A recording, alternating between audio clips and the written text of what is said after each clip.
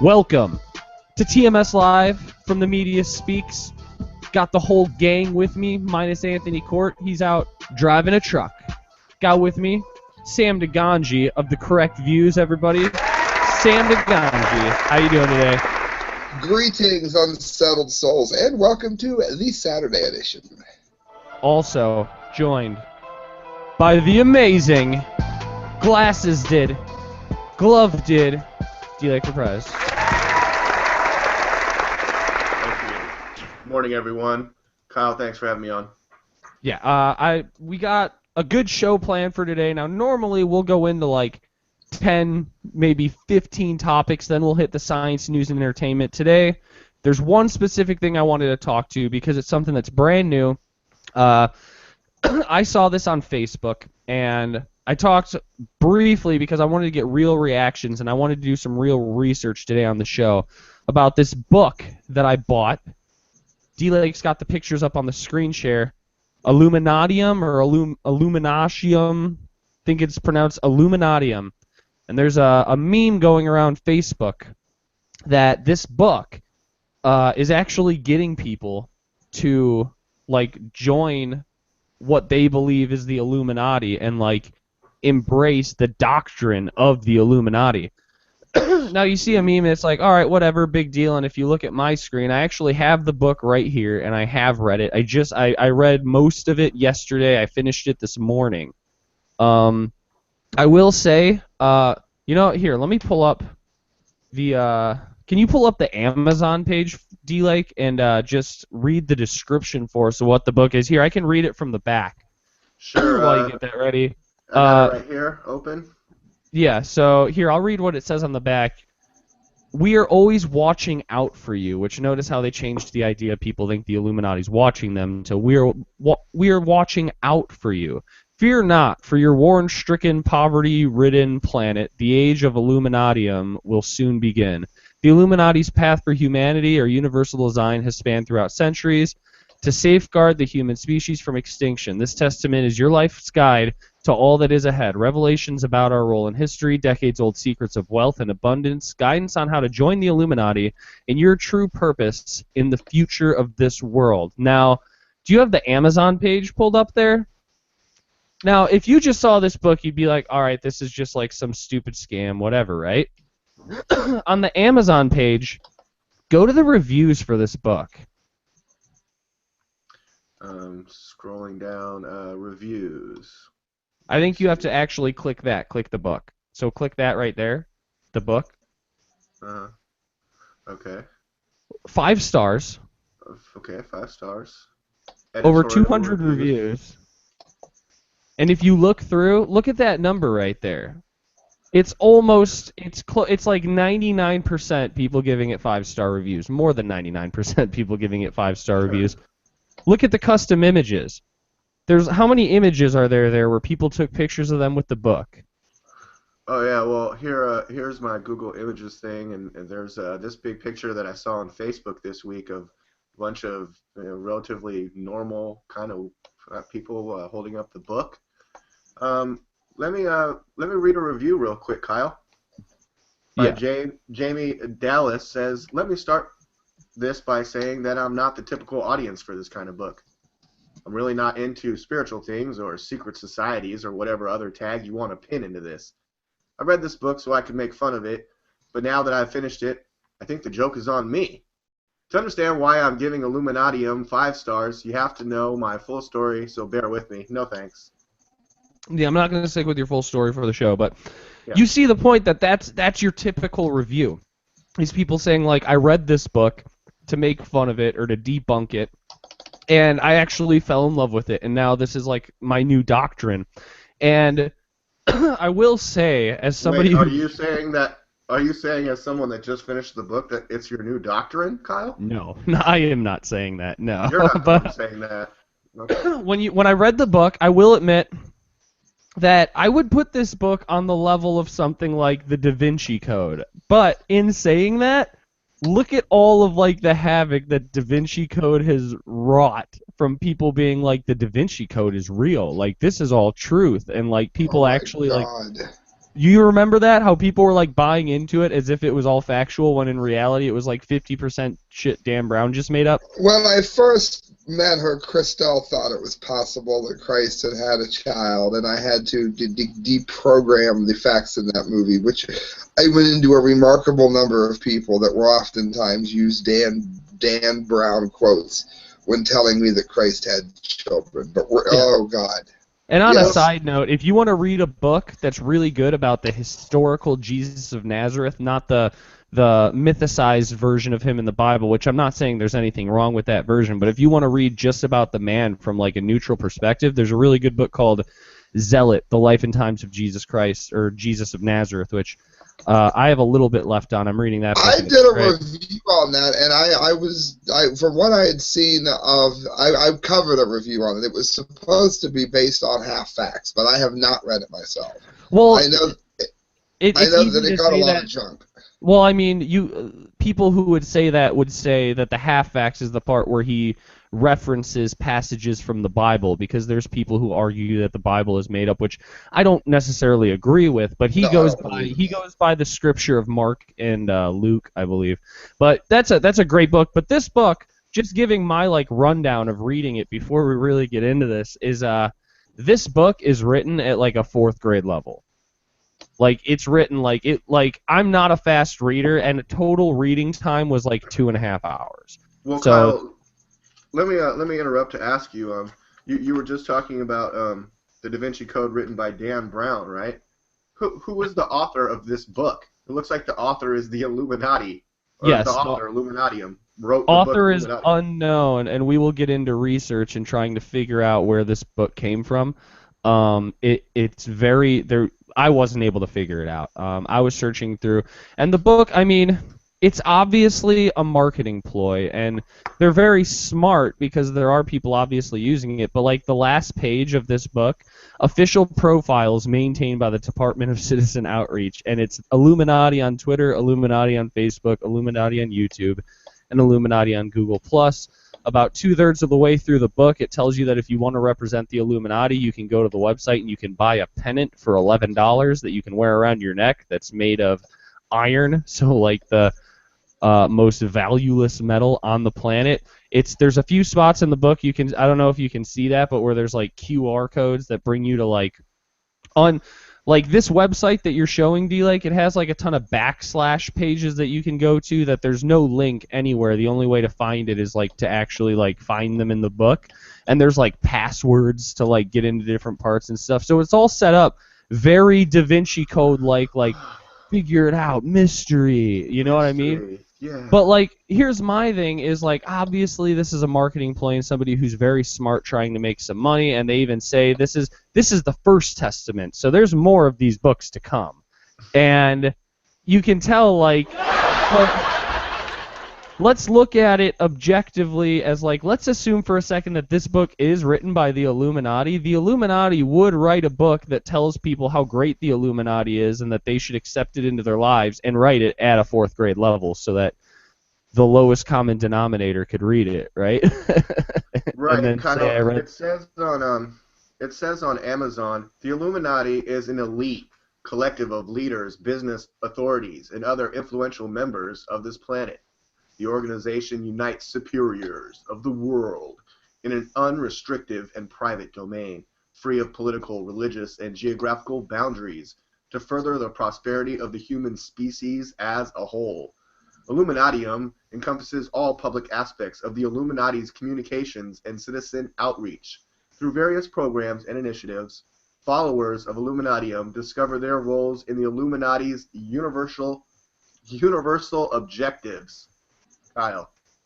Yeah, and they even say, like, in the book, it uses, if you're somebody who knows anything about, like, debate and about misinformation, like, Henry Ford used to write a newspaper back in his day called the Dearborn Chronicle or something like that, and it was pretty much a newspaper. This is known information.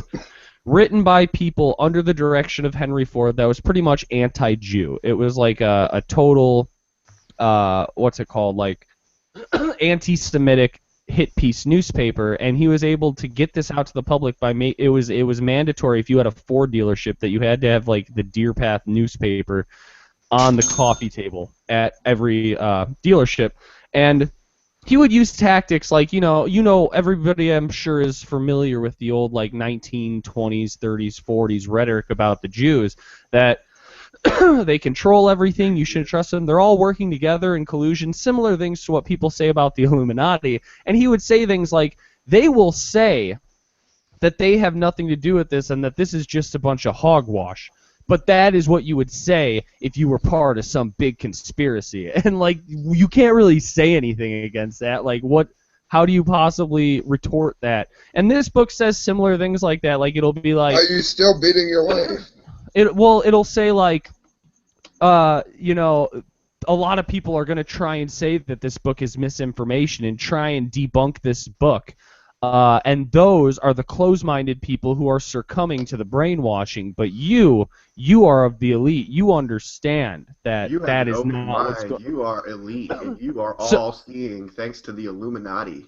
Yeah, and pretty much saying, like, if you believe this book, well, you're one of the ones whose eyes are open, and the people who think that it's BS, they're the ones who are brainwashed. And it's like, well, what do you say against that? They're heading off the critics at the pass. Like, before people can get too critical, they head them off at the pass by labeling them, closed-minded, not able to fully comprehend, not understanding of the Illuminati's global efforts and outreach program. I mean, and honestly, I look at this and, like, a lot of those early reviews and stuff are probably were purchased reviews. They were probably, a lot of the pictures that you see throughout the website are probably pictures they got somebody on Fiverr.com to take for them with the book or whatever. Like, a lot of that is probably purchased PR. And I actually looked into the domain registry of this website, IlluminatiOfficial.org, and the website Illuminati.am. Which is Illuminatiam, and I found for the website that you're at, Illuminati Official, that they did block, because, like, when you own a website, for anybody who doesn't know, you can pay an extra, like, $10 a month through your domain registry to have your name and information blocked, so people don't know who you are. They did that. You can't just do a who is search, like on GoDaddy or something. They pay to block it. And that's what I did, is I did the who is search for both of them.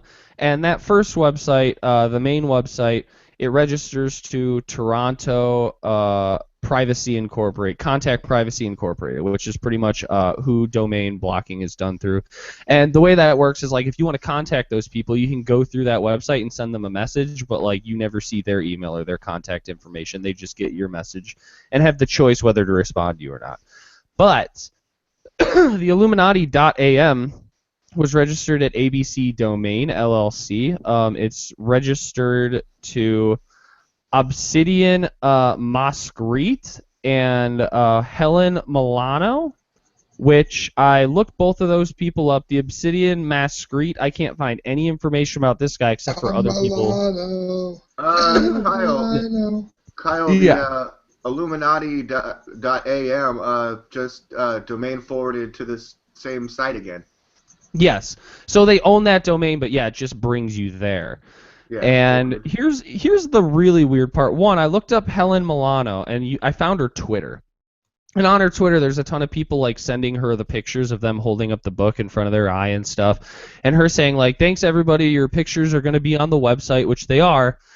And then it slowly, like, twists into more and more tweets of her saying, I am not the Illuminati, people. Stop, like, messaging me thinking that I'm part of the Illuminati. She's like, I am, like, a public relations person, and the people who wrote this book are one of my clients. So the domain is registered. The domain is registered to the PR firm, but here's something that, and I don't know if this means anything, but it's really, really funny, and anybody can Google this and look it up. The domain is registered, and this Obsidian Masquerite and Helen Milano, they're both registered at the address 8549 Wilshire Boulevard, Beverly Hills. And if you look up that address, it's a place called John Keefe's Plumbing. It's a plumber.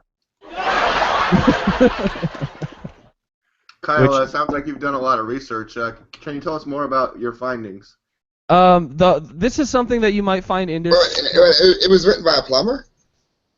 maybe, possibly, and I'm not going to pull John Keefe Plumbing into this because that's not bad. I mean, you don't have to be. You know what I mean? That doesn't bother me any. Actually, that actually makes me want to read it more. If that makes any sense. I don't know if that's where the research is leading. Kyle, continue. yeah, and I looked into John Keefe Plumbing and I couldn't find any employee name or anybody in the management or the ownership who matched any of the names of the people the domains are registered to, but it is a possibility because we don't have any. All we have is the PR firm, and it is possible that like the current owner of John O'Keefe's Plumbing, that's not the guy's name. It was started in like 1929 or some shit like that. So really old company. It's possible that this is a company that was like handed down to a son, then to a grandson, and that guy's like, I'm gonna write a book and pretend to be the Illuminati. That is possible, but please do not go harassing John Keefe Plumbing in our name. We don't need that. But I mean, what if it was like L. Ron Hubbard Plumbing or George Soros Plumbing? I don't know. And that's the thing is like you never know. Like everybody could have started as a plumber, right? But I looked up the main, or not the main registry, the Illuminati official, but the Illuminati.am, which is the one that everything in the book references you to, is that domain. And you can do a domain search, you can find out their ranking, page views, and stuff. So Illuminati.am is a global rank of 12 million and some change, which means like they're the 12 million and some changes popularest website on the internet, which ranks among the top 30 million, obviously, worldwide. It has been stable with no relevant variation for over 3 months. It reaches roughly 1,140 users and delivers 2,550 page views each month. Its estimated monthly revenue is $7.50. We estimate the value of Illuminati. Where did you find this at? What site is that? I don't even remember. You can look it up on like the Who Is websites, and there's a ton of websites that'll give you this information, and it's open source for any website. And the website is estimated value is $91.25. Now, I see that, and those numbers honestly seem like insanely low, right? So, what would you guys' next step be after finding out this information? My next step would be to go to IlluminatiOfficial.org and click Join the Illuminati. Join the Illuminati. Join now. Email address, first name, last name, submit request. All I have to have is a first name, a last name, and an email address, and I can join the Illuminati? Apparently, yeah. Sweet. I'm tempted to sign up just to see what kind of emails they send you. But my next step, DLAKE, was to go to the same website where I found out the stats on their website and find out the stats for the MediaSpeaks.com. So, do you want to hear the comparison? Oh, so you're at like a what's that website called where you look up all the? Are you at Alexia? I think that might be the one that I went to is Alexia, yeah, or one of those. There's a million of them. So I forgot to copy and paste our page ranking, but we had a higher ranking than them. I think we were like 9 million something, which is it's like golf, lower score better. You want to be number one. Where they have how many page views? 2,550 estimated page views each month. We have 3,210. Oh hell yeah. Their estimated our estimated monthly revenue is $9.30, where theirs was $7.50. And their estimated value, $91.25. Our estimated value, $113.15. So the Media Speaks is worth more than the Illuminati, ladies and gentlemen. Thank you. Thank you. It's far more reliable, I'd like to add. Yes, definitely. So I just wanted to talk about, like, I do think that we're going to be hearing more about this book in the months to come. I think that there are a lot of sheep people out there. I think this book relates as best it can to the lowest common denominator, making them feel like they're part of something, making them feel like they're special, making them feel like they're similar to what a lot of groups and cults do. And like I said, we saw what happened with Dan Brown and how that like influenced society. What do you think this book means for our culture and the culture of like, I hate to use the word, but in this context, like conspiracy theorists and stuff, like how many people do you think are going to be buying into this? Because obviously people are. I mean, we already see it. This book's only been out for like, I think like a month. Mm-hmm. Well, they say in their About Us section, you will not find us praised in any history book or document. I believe that's untrue. I mean, I have Ralph M. Lewis's The Sanctuary of Self from the AMORC, the Rosicrucian Order, and that my grandmother was a part of, and I've read a lot of this stuff, raised on mysticism, and they talk about the occult, maybe not in this particular book, but in another Lewis book that I have. He talks about light and illumination. He talks about the early beginnings of Illuminati and higher orders. And the Rosicrucians are an order similar to what the Illuminati and how they started. And it was basically just about those people having, advanced knowledge by becoming fully illuminated, and the difference between like illumination and light versus like understanding, and you have to meditate upon your understanding to like reach the highest Jedi order. However, members of the Illuminati have helped shape every major movement on this planet since the first human government was established. Our work is often marked by distinct symbols as a means of tracing our influence through history for those wishing to investigate. So, I mean, they're obviously making the New World Order sound like a super awesome thing that everyone Yeah, needs and to their be thing a part throughout of. the And if you get the book, you're going to be a part of it, Kyle. exactly, and they push like the whole thing throughout the book that it's like all the metaphysical and satanic and Do they having to talk do about things. light and illumination? Sorry, Kyle, I cut you off. Do they talk about light, illumination, and do they get into mysticism and the occult in that book? Yeah, there's actually chapters So right at it's the saying that beginning. so let me get this straight. What it's saying is that the Illuminati is really a good thing, and that this is what it is. This great, peaceful, helpful.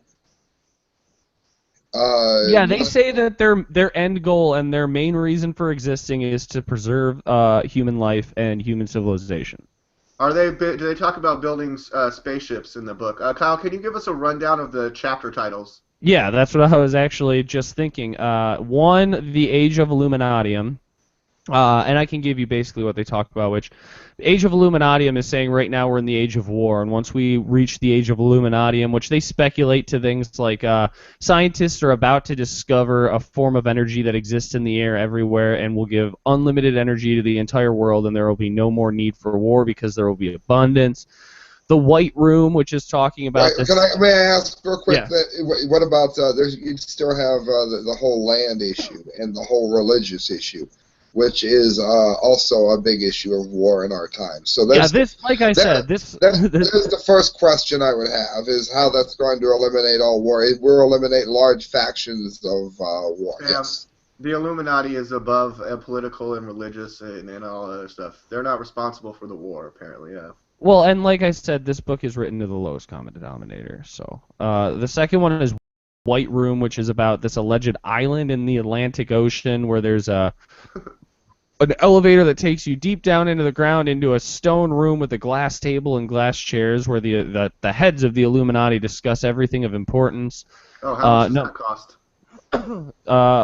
well, they get into money in it too, and like they do. There are some things that like is based in like real theories of the Illuminati that are already out there. Like there is one part where it pretty much says like when people ask about how we fund these things, like the people who print the money don't need to worry about monetary value, which that's very true.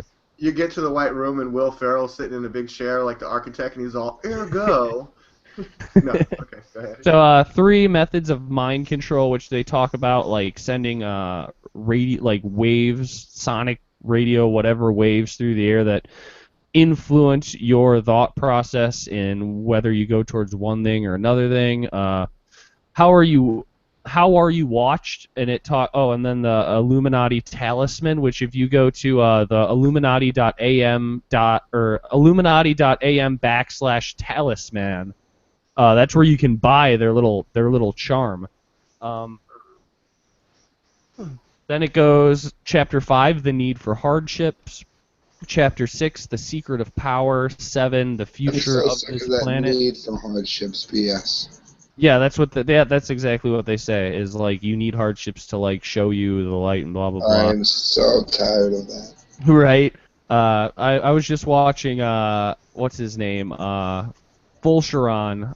What's his first name? Matt Fulcheron, who's a funny comedian. He said he's like, you know what people say is that every time God closes a door, I don't know how the rest of that goes because I always stop listening and start thinking about how fucked I am. And he's like, you know what I say?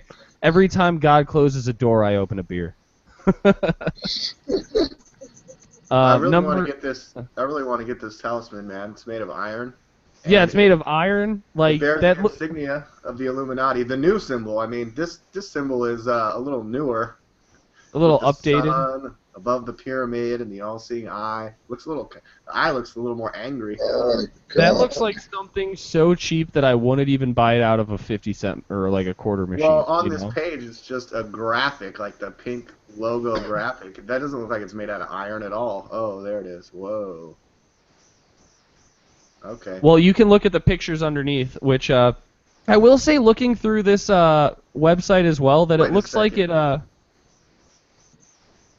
Wait a second, Kyle. I'm on my screen share here. Let me find that picture of that guy. It's Illuminati.am. Oh no, he right? does have it on. I was gonna Yeah, say he does. it looks like these necklaces were like photoshopped onto the these guys, but Possibly, but are you noticing that one segment of the population seems to be very overrepresented? looks like 3 black guys. Is that what you mean? Yeah, if you look throughout this website, there's a lot more black dudes than any other demographic, which shows me that like maybe they're like targeting people who are into hip hop music and stuff, where we've seen the Illuminati Well, symbolism again, and fucking. you have to remember, and I have a theory on that if people are listening, I hope they take away from it. One of the things I've noticed that they're doing is if you can bring somebody who's almost totally, utterly talentless, and I'm going to pick Drake. And if anybody's listening to this and you think Drake is actually talented, then you're already part of who I'm talking about. You can take and before anybody says I'm racist, you can toss Keshe in. You Hey, take Drake's somebody, Canadian, so that's. you take somebody with absolutely no talent, and you make them look huge, and then everyone says, "Hey, I'm that good. I can be that big," and then they buy into everything else that's being sold with it, which of course is all of the called Satanism, Illuminatiism, whatever you want to call it. You can bring people into that because it gives them a sense of accomplishment. By comparison, who would be somebody that I would say is not in the Illuminati? Don Airey. He's the keyboardist for Deep Purple and Ozzy. I was looking at some of his videos, and he's playing like just these classical pieces, and he's just got a style that there's probably maybe only, I don't know, a handful of people in the whole world that can play like that. It's very hard to bring in large numbers of people that you can sell something to and say, hey, if you believe in this Satanism or this Illuminati, or if you believe in this evil, then this can happen to you. You can't do that if you take someone that talented. But you can do it if you bring up somebody that's almost devoid of any talent at all. And with it, now you have the packaging you need to sell a belief system that otherwise nobody would purchase. I couldn't agree with you more, Sam. And this book actually does say many times in many different ways, and I'm paraphrasing, of course, but one of the basic messages of it is strive for greatness, but accept your place at the same time. So, like, strive to be amazing, strive to be a celebrity or I whatever. agree. I agree that that's where it is. I think that's why we can make movies here, and it doesn't get 150,000 hits or 500,000 hits. When there are movies, not just then, you got to watch how you say this to people, because there are movies that are not nearly as good as ours that get a ton of hits. However, there are also, and I want to stress this isn't me saying poor us, this isn't Sam whining. there are thousands of people that made better movies and better videos than ours. There are thousands of bands that are better than my band that are also getting passed over by these talentless, stupid people. And I worry that whenever I try to deliver this message, it's someone saying, oh, Sam's got sour grapes, that Beyonce sells more records than he does. That's not what it is. It's that there are thousands of us who are better than that. And all of us are getting passed over by people with absolutely no talent, whether it's news commentary, whether it's music, whether it's graphic design, whatever it is. It is it's holding down very good people and great people. Take animation. Look at the shit that's on TV, which, don't get me wrong, there's some good cartoons on TV. I like Family Guy and stuff, but go on YouTube and look up some animation. There's some people like Spaz Kid and what's his name? I forget the other guy's name. There's Sick Animation, which is Mark M. There's some guys out there who are amazing, not just at animation, but at script writing, at voiceovers. They make stuff that's higher quality than at least half the stuff that's on TV. And it's like, I don't have a boat in the race in this one, but I'd like to point out in the animation topic that I was really disappointed that the Lego movie wasn't nominated for an Academy Award. Apparently, in the lead actors and actresses, it's all white people. Al Sharpton's really upset about that. But I think what you guys are saying, what you were talking about, and Kyle, what you're saying, is that this Illuminati that's coming up, and Illuminatiam, and the book, and the website, and the follow us on Twitter and Facebook, is pretty brilliant marketing. It is, and even though our page has a better value, higher views and hits, I mean, we've been at it a little bit longer, you know? I mean, are we going to be surpassed by the Illuminatiam? And I guarantee that we will be. And it's because, one, obviously, fake it until you make it, which is like a classic rule of marketing, and the more important one... They have really good marketing from what I'm hearing. Yeah, they have amazing marketing. But even more so is pick a team. That's how you get big, is to pick the right team. And whoever wrote this book, whether they are some powerful person or whether they are whatever, fucking John Keefe's plumbing, they picked a good team if you want to get somewhere quickly. And as much as I'm reading this book is just kind of like, wow, like I said, this book makes me nervous because when you read it, I'm not going to lie, it is a good read from an entertainment perspective, but I worry about the people who aren't going to look at it from an entertainment perspective and the people that it's actually going after, which is lowest common denominator.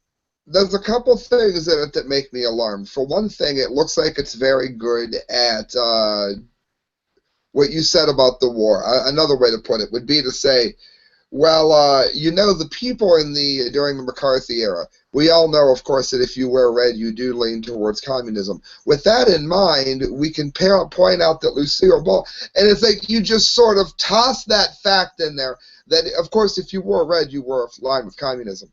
And you state it like it's fact in the middle of a sentence that's proving a different point. And your subconscious mind automatically takes the first opinion and stores it into your mind as fact. Did I explain that well? Yes, you did. And like another example of it in the book is it says at one point, which I found this very, very humorous, especially knowing tactics of debate, that they say in the book, like, many people will try and debunk this book and show it as just like, fake and not real. And perhaps we've put information out there for them to find, to make them feel that they are right, so that people whose minds are closed will go right past this book. And it's like, well, right there, what you're saying is you're giving an argument, you're arguing before the argument, so anybody who buys what they said there, they'll watch this video of us talking about it and go, oh, well, their eyes are closed and they were intended to come to this conclusion because they're not destined for the Illuminati. and the thing that makes you notice it too is if you can take your average person, let's just say you're anybody with even mild gospel singing training, which is common among the African American communities to some degree. Yeah, for sure. Anybody with any vocal running at all probably sounds a lot better than Beyonce, who, if you listen to Drunken Love, she sounds like Tarzan. Anybody with minimal guitar playing ability can pick up a guitar and learn a Nickelback song in about 5 minutes. Why is it, if they're so far advanced, why is it that we're not hearing things that are the absolute, or when you hear it, you're like, my God, I would never be able to play that. Why is it every time you hear that, it's an underground artist or it's a classical artist, but it's never anybody writing things like that? Why is it when, I'm a better than average writer. I'll come up with lyrics and many times nobody will have any idea what I'm talking about. And then people are like, oh, well, you're trying to write too highbrow. No, I could see if I was using like thee and thou and deliberately being a pain. What I mean is it's getting to the point where if you're not using very small words with analogies that have something to do with pop culture, you can't even write things poetically anymore because nobody understands what the hell you're talking about. Well, and when you're better, part of it too, which just plays into people's mentality, is when somebody's better than somebody, they get jealous. You know, like a lot of people are attracted to a band that they can go home, print out the tabs, and learn it.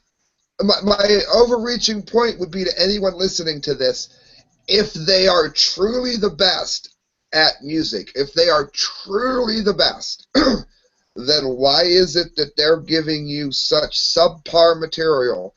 They're doing it to sell you the idea that that is what greatness is when it's just bland mediocrity because, hey, you can do that. That means you must be great, and you want to join these people that made you feel great. If the Illuminati was really so good, then you would be listening. It wouldn't sound dated like this. That's not my point. You would be listening to something with the complexity and beauty of Mozart. Yes, if this was a real book by the... Here, I'm going to play both sides of it. One, I'd like to say that if this was really a book written by the Illuminati, it would be so difficult to read that I'd have to read it 5 times. It would take me a year, and I still wouldn't understand half of it. But the other side of it is if this is a book written by the Illuminati trying to get people to accept them, they're going to write it to the lowest common denominator, the person who has a 4th grade reading level, who can actually pick this book up and feel proud that it's the first book they've read since high school. Let me play devil's advocate. I guarantee there's going to be someone listening to this also that says, no, you're wrong, because the truly intelligent can dumb things down, or speak in layman's terms, I should say, in a way that you'll understand. And I agree. But if you look at someone, I'm going to point to Chris Busby, who's excellent at it, or Hank Hanegraaff for Christians. You could take something extremely complicated, and for instance, since I said Hank Hanegraaff, he'll say, all right, he doesn't believe in the Word of Faith movement. So he'll say something like, all right, the Word of Faith movement believes that faith is a force, and words are the container of the force. Now, what that means is, and then he'll go in and he'll start to dumb it down. He'll be like, what that means is the first part of that is they believe that faith is a force. Therefore, rather than believing it as a mindset, they believe that it is a force like wind, which is incorrect. I'm not going to go on with his teaching. That's not my point. But really intelligent people will start out with the premise. If you're listening to Chris Busby, he'll say, the half-life of plutonium is so many millions of years. Now, the reason this matters to you is because it breaks down in the human body as follows. They will normally start with what you don't really understand and then explain to you break why it it's down. true. That's what Michio Kaku not what did. they do here. Yes. Michio Kaku is like the king of that. Same thing like even like Star Trek, you know? Excellent. Yes, he's mind-blowingly good at that. Yeah, and he's actually gotten shit for that. DLAKE, you're pulling up some stuff on that website. You find anything fun for us? Yeah, well, I was just looking at this section about God and Satan on the IlluminatiOfficial.org.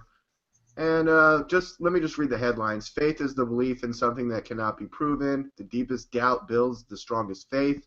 Be wary of those who use our name Which is you, right? Like that's Yeah. the funniest part. They say that a few times in the book, and it's like, and they say like anybody who tries to get money, the Illuminati doesn't charge membership fees, blah blah blah. It's like, but you're selling books and shitty necklaces, so. Yeah, and then they have another link, money and abundance. Money is a mathematical measurement of a person's earthly influence. Money's choice between good or evil is determined by those who use it. Pursue a life of abundance. With effort, poverty is impermanent. Kyle, let me ask you this one question.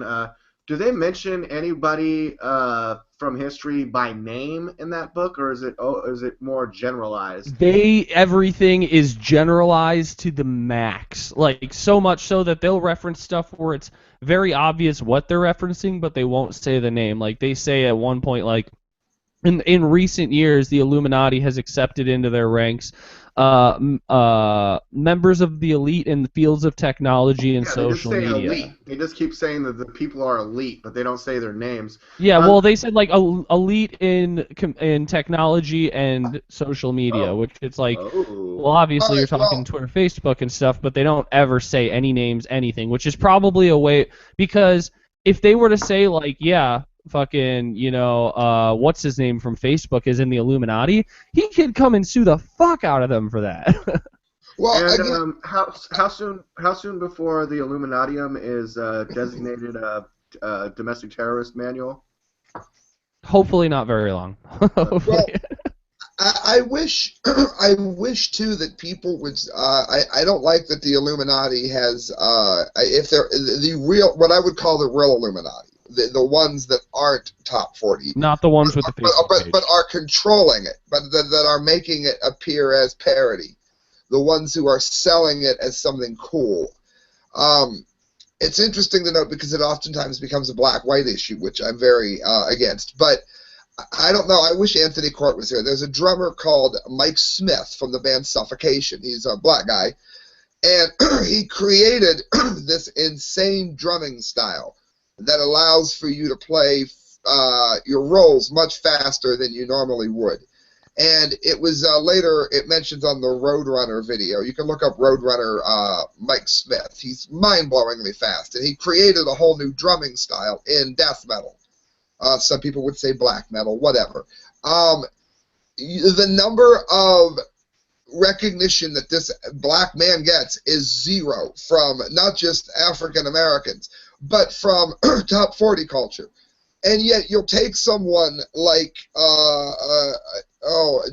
who would be, whoever Rihanna's producer is. And it comes to mind because of, there's a program, everybody that's into electronic music or any kind of production would know it. It's called Logic. Oh, almost everything on certain Rihanna songs are blocks. So it'll be like a boom, bop, bop, bop, bop. You put the blocks in order, and it makes a song. They're already made. You just put the blocks wherever you want to put them. There used to be a program called EJ, and my brother used to use it to. My brother and I used to use it to make loops real quick before we started doing it ourselves. And it's extremely easy to do. If you know how to use a computer and you've never produced a song before, you could pretty much reconstruct Rihanna's Rockstar in about 45 minutes when you find the loops on it. Yeah, those And yet, looper programs are insanely easy to use. that's huge. And again, Evan there's Rogers. artists like Trent Reznor you're still using it. That's different. He's making his own loops. But you'll find that is huge. That'll be massive. And yet this guy isn't black now because he just invented a whole new style of drumming that's being used by people all over the world, and he probably has to work a job when he's not on tour with Suffocation. He probably has to work at a gas station or a club or whatever. No, so it's not a black and white thing. They're not selling you Mike Smith because you can't do what he does. Therefore, you don't feel like you can be like him. But if they can give you somebody with almost no freaking talent at all, like Rihanna, and you can do it, now you feel like you fit in. And it makes me insane when they do that with race. Because I'll talk about Mike Smith, and immediately people will laugh at me. And I'm like, what? What part of him isn't black? What part of him didn't create something new and gets no support? He's not part of that cool Illuminati thing. Another part of like the whole like elitism, using elitism to affect the lowest common denominator, DLAKE has pulled up on his screen right there. I like how it says, now available to the public. Yeah, like it wasn't before. Just another brilliant marketing campaign. And notice they have like the dollar bill, the $1 bill, Everywhere, which is all over the book, on sort of their chapter background. headings. Yeah, it's Yeah, all over the place. and then they have a New Age Fandango logo that you can get the talisman of it. It's like a sun rising over a pyramid with the all-seeing eye. Sam, you really found a way to turn this Illuminatium discussion into a rant about popular music, but No, Kyle, not just the music, not just the music, all of it. But The quality of movies are oftentimes greatly dumbed down with a certain message hidden in them. It's like that. I've noticed I hear in you, more. I think that it's good that Sam brought us to that, because the place that you see the most Illuminati symbolism and the place that you see the most references and potential hidden messages is in music, specifically in rap music, and I think that they're trying to use that in the marketing of this book to And once again.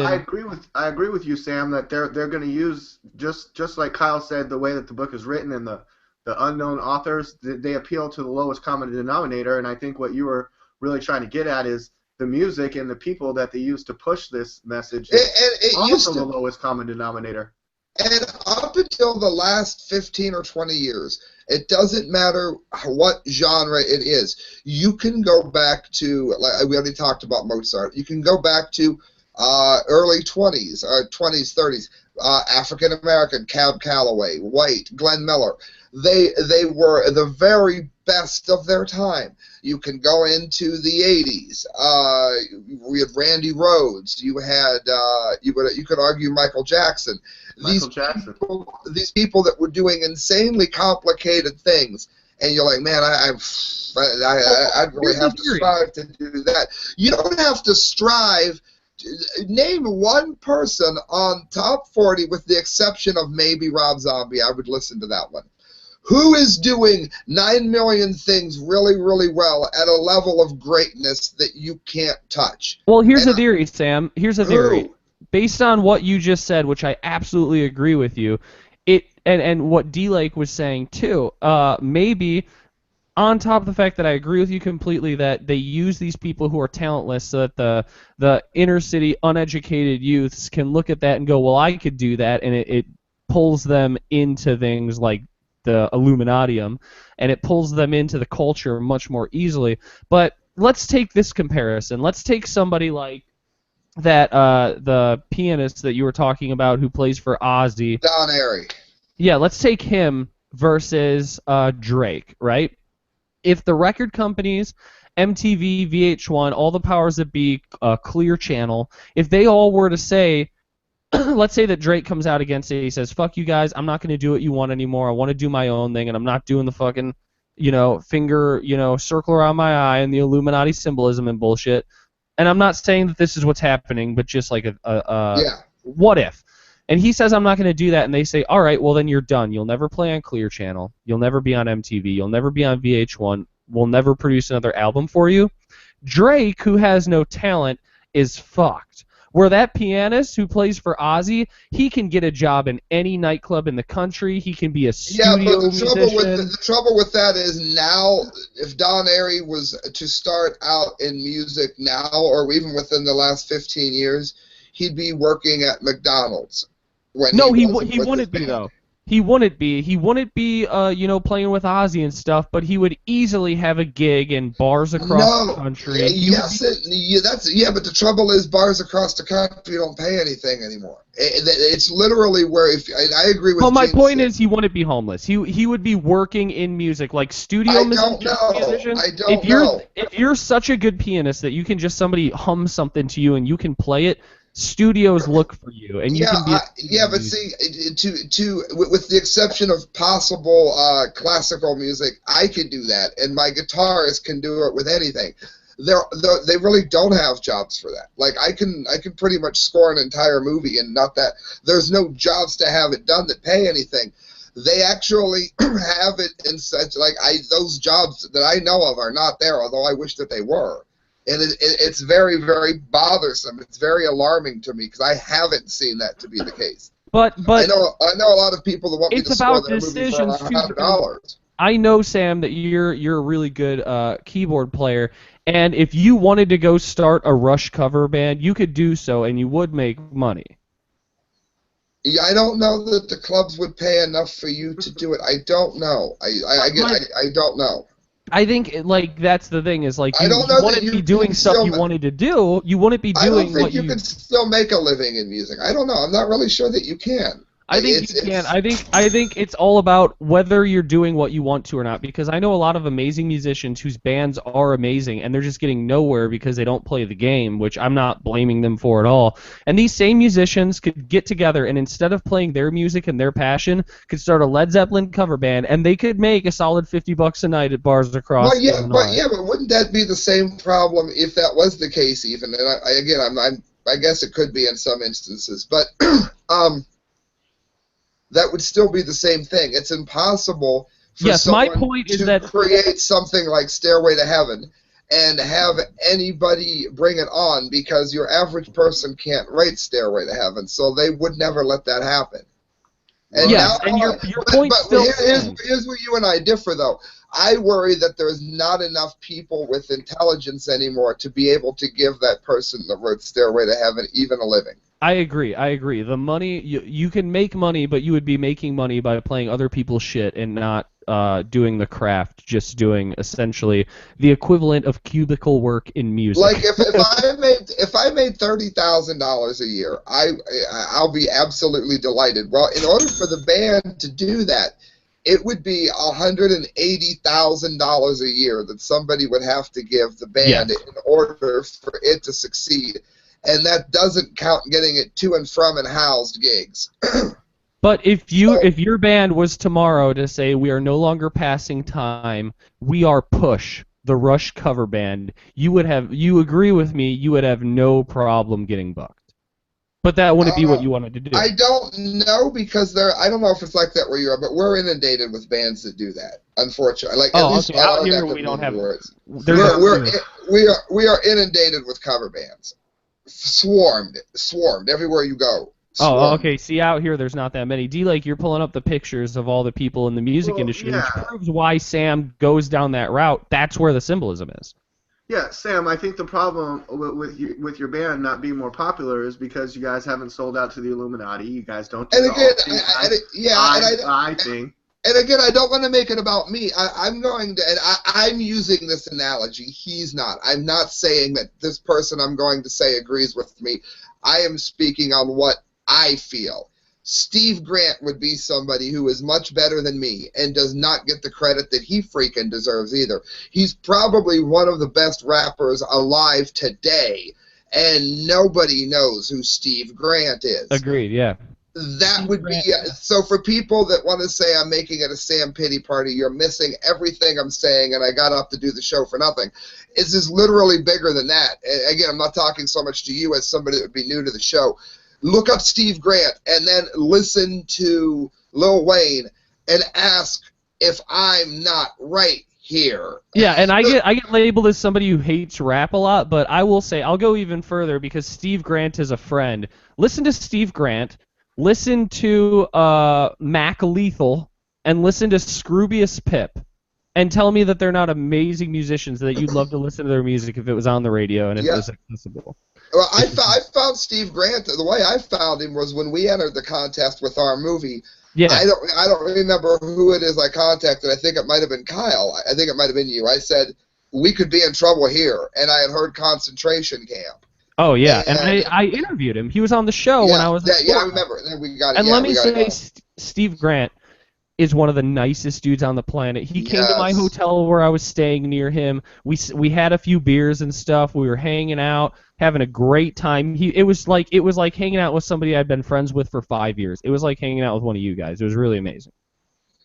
It bothers me greatly. I could pull up Steve Grant so everyone could know who exactly we're talking about, but I just wanted to point out that Steve Grant I'm not seeing anywhere on this page when I No. search Illuminati I in music. But let me go to Steve Grant, rapper extraordinaire. Oh, look, it came up autofill. How you like That's that? fancy. There he is. Hey, Hey, the there's first him picture, on our show. we're in the very first picture. There's when he was on our show. There's me. There's Kyle. There's All right, Steve Grant. and again, I'm not picking on our show. I'm very proud of our show. But there's my point. Lil Wayne, the whole world knows who he is. You look up Steve Grant, it's the media speaks. The 9 millionth viewed website is the first one that comes up. That is why I can prove it's being sold to you. D-Lake, thank you so much. Yeah, that really did prove his point. Amazingly. We really came around full circle to your point there, Sam. Good job. That was not in the least bit planned, which is the best part. Yeah, no, this was a great idea for a show. Talk about Illuminatium, let it be all live reactions. How do we feel about it? Kyle, can we get back to the book, and can you get back to those chapter titles? I want to hear all the chapter titles. Yeah, definitely. Here. Where was I at? The White Room, and then what's after that? Chapter 8, The God Conundrum, which you read a little bit of that on their website. And each one of these has a subheading, and the subheading for that is, must I sacrifice a human or animal to join? Which they say, no, you don't. Okay, I have the titles right here. How to join the Illuminati. Yep, how to join the Illuminati. What are the Illuminati's membership levels? Which it says citizen level, which is, all you have to do to join at that level is go to that page where you put in your email address and your name, then like members, and then like leaders or something like that. So I mean, all you really have to. And of course, if you did have to do animals. No, Sam, you don't have to have an award-winning band. You don't have to be higher than 9 millionth website. The only thing that you need to join the Illuminati, Sam, is an email address.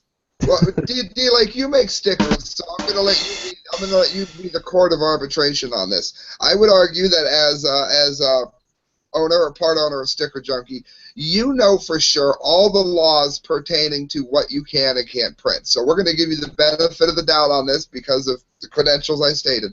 If you did have to use animal sacrifice, if you encourage people to do animal sacrifices, then you would have to either I think that's a lot of lawsuits there, D-Like, isn't it? It's enticing illegal activity. Yeah. So you wouldn't be able to say it anyway. So we're supposed to believe that you don't have to. When D-Like, couldn't you get in a whole lot of trouble for that? Well, let me point out, Sam, that we believe in freedom of speech at Sticker Junkie. We print the stickers that you want to say. We actually have indemnity from that because it's the stickers that you want to say, not the stickers You're not that responsible. The person who ordered it is. Very good. Let me finish. But over the course of the past, we started in 1999, so 15 plus years.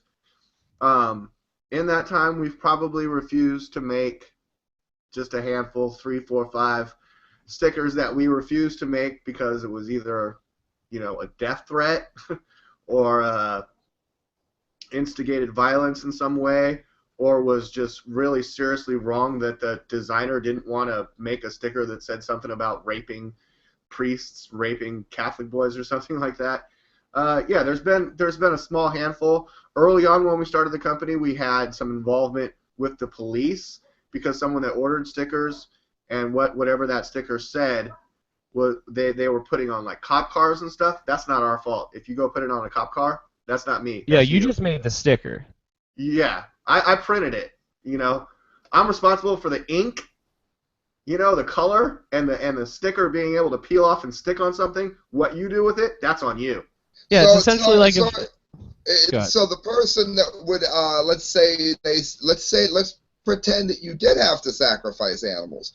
You wouldn't be able to say it without bringing a whole lot of grief to yourself when thousands of people started doing it. That could be a potential lawsuit because you are the one directly inciting the illegal activity. So and they are very careful about it. Yeah, you're really throwing a curveball at me, Sam, with killing animals and stuff. I don't know if we've ever printed anything like that, but if we did, if the sticker said, I sacrifice animals, I would print it. and then it would be on you to wherever you put it and whatever occurred after that. Which is the way it should be. Yeah, no. To be clear, I'm not saying Sticker Junkie would for new listeners. But in no, this case, I definitely there's somebody who does, as you can hear it, does know the law. Is my point. In the comparison, Sticker Junkie would be the person who printed the copies of this book for them. Yeah, again, to be clear, I went to him because of his knowledge of the law, nothing beyond that. Right. Yes. Well, real quick, Sam, thank you for that window, and Kyle, to talk about Sticker Junkie. Everybody go to StickerJunkie.com. I have the Mac here this weekend. I'm working on the new website. We're gonna have an all-new website. It's gonna be all bootstrapped and cool, so it looks great on your phone and on the big computer and all that other crap. But I mean, go to the website right now. It still looks pretty cool. It's getting a little outdated, so that's why we're trying to do a new thing. But you can go there and you can make stickers that say bumper stickers that say whatever you want. 100 stickers start at $25. Use the promo code StickerLove to save $10. So then you're looking at like $15, which is less than the fucking Illuminatium talisman, and it looks a lot better, and you have 100 of them instead of just one. It says on the Illuminatium website you can only order a maximum of 3 talismans because they want to make sure that they don't have any shortages, and they want to make sure that all Americans can get them and people all around the world can get them. And you know what I think that is that a global operation? No, you know what I think that is? Why they have a minimum or a maximum order. And when I ordered this on Amazon, it said that there were only 2 available. And I checked the next day, and it said the same thing, 2 available. And like I said, this book was printed in Lexington, Kentucky, the day that I ordered it. So I think that they're printing them as the orders come in. And it says in the beginning, which I found funny, it says that this is the first printing here. Let me see where it says it. Right here. First edition, January 2015, which I know that people had this book in December, so that's not true. And I think what they're doing is they probably have a company, like if you, like, and you might have deals like this at Sticker Junkie where like somebody will have like a thing, like we have, I think on the website. I'm starting to get really uncomfortable with comparing Illuminatium to Sticker Junkie, but okay. Yeah, we should stop doing that. But on the Media Speaks, we have like you can buy T-shirts. I don't even know if that's still up, honestly. Yes. But with those, it's not like we made the T-shirts. You bought them, and the manufacturer would automatically make it, send it to you, and we would get a commission. And I have a feeling that this book's publication is similar. That is the exact way that the use the thinking part of your brain T-shirts are made at Reverb Nation for my show. I've never made a single shirt. Well, making things to order is much easier, better, and more business savvy than ordering things in gigantic bulk. Vastly more expensive, I might add. That might not sell. Why am I only allowed to purchase up to 3 Illuminati talismans? I know. I want 7. Individual Can I make 2 orders? Can I make 1 order for 3 and then another order for 3? Well, apparently you'd be like, no. All you need is 2 different email accounts, apparently. Individual citizens, and that's how they have so much support on Amazon, because one guy has 15 accounts. Individual citizens may only purchase a maximum of 3 Illuminati talisman necklaces. This is to ensure that all citizens are given an opportunity to display their loyalty and to limit the chance of shortages. How do I use my talisman? Detailed instructions for your Illuminati talisman are included with its delivery. Cha-ching! Step 1, put around your neck. Step 2, walk outside. Kyle, final question. Is the talisman available in gold? I'd really like a gold Illuminati talisman. Well, at this time, the Illuminati talisman is only available in iron, which is second to gold. I mean, haven't you ever seen the Olympics? It goes gold, iron. No. Oh, wait. wait. Wait, that doesn't sound right. Iron is like 10th place, isn't it? Iron is like what nothing is made out of anymore. Because iron is like what swords were made out of, like before the Mongols. It is like. Where are they getting all this iron? Iron is essentially junk metal. Like iron, like steel is iron that's been treated at high temperatures with like oxygen or something like that. So it's like iron is like and you know what? Cheapest metal. In the defense that I think that they would likely use is iron was used to forge great weapons, and that was why we use it. Well, yeah, iron was also purchased with gold, so if you really wanted to impress historians. Yeah, exactly. I mean, I don't know if you guys have ever traded in scrap metal, like cans or like an old dishwasher or something. Yeah, wouldn't it, Kyle? Kyle. Wouldn't it be real quick? Wouldn't it be better if the talisman was made of aluminum? It actually would be because aluminum has a higher value. Because then Aluminum, you of could course. You could always recycle your talisman if it's not working for you. Yeah, if it's not getting you business connections and making you into Drake. But yeah, like iron is like the cheapest on the scales. Like if you go to trade in scrap metal, they pay you by the ton, as to where everything else it's by the pound. That should tell you something. This But talisman was forged from iron. I wanted you to go to. I don't think there's a link anywhere on there. This is one of those secret Yeah. pages on the website. Can you go to Illuminati.am/verified? This publication is authorized by the Department of Public Letters and with additional authorization from the Department of Citizen Outreach. Its authenticity can be verified at this location. Okay, I'm there. All right, what's the verification? Verified Illuminati accounts and addresses. The name of the Illuminati is often misused. Many profit seekers continually create accounts and aliases under the names of our ranking members in an attempt to mislead our ranking members, who are anonymous apparently, in an attempt to mislead those who are loyal to our organization. If you are contacted by an individual claiming to represent us, but who does not fit the criteria below, please report them. So this isn't verified. This is just saying that if you don't get something from one of these email addresses, it's not us. That's not verification. Your Twitter does not have a check mark next to it.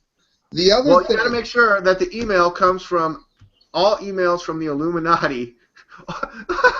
all emails from the Illuminati originate from the addresses ending in @illuminatiofficial.org or @illuminati.am. Messages for the Illuminati may be sent. So I mean, this Illuminatiofficial.org is hijacking the Illuminati movement as it's been known historically. And what's interesting is, and this will be of particular interest for people that do believe in the Bible, but for people that do not, I think the analogy will still be interesting, because it is the way that evil, or whatever word you wish to substitute for it if you're not a believer, it still applies.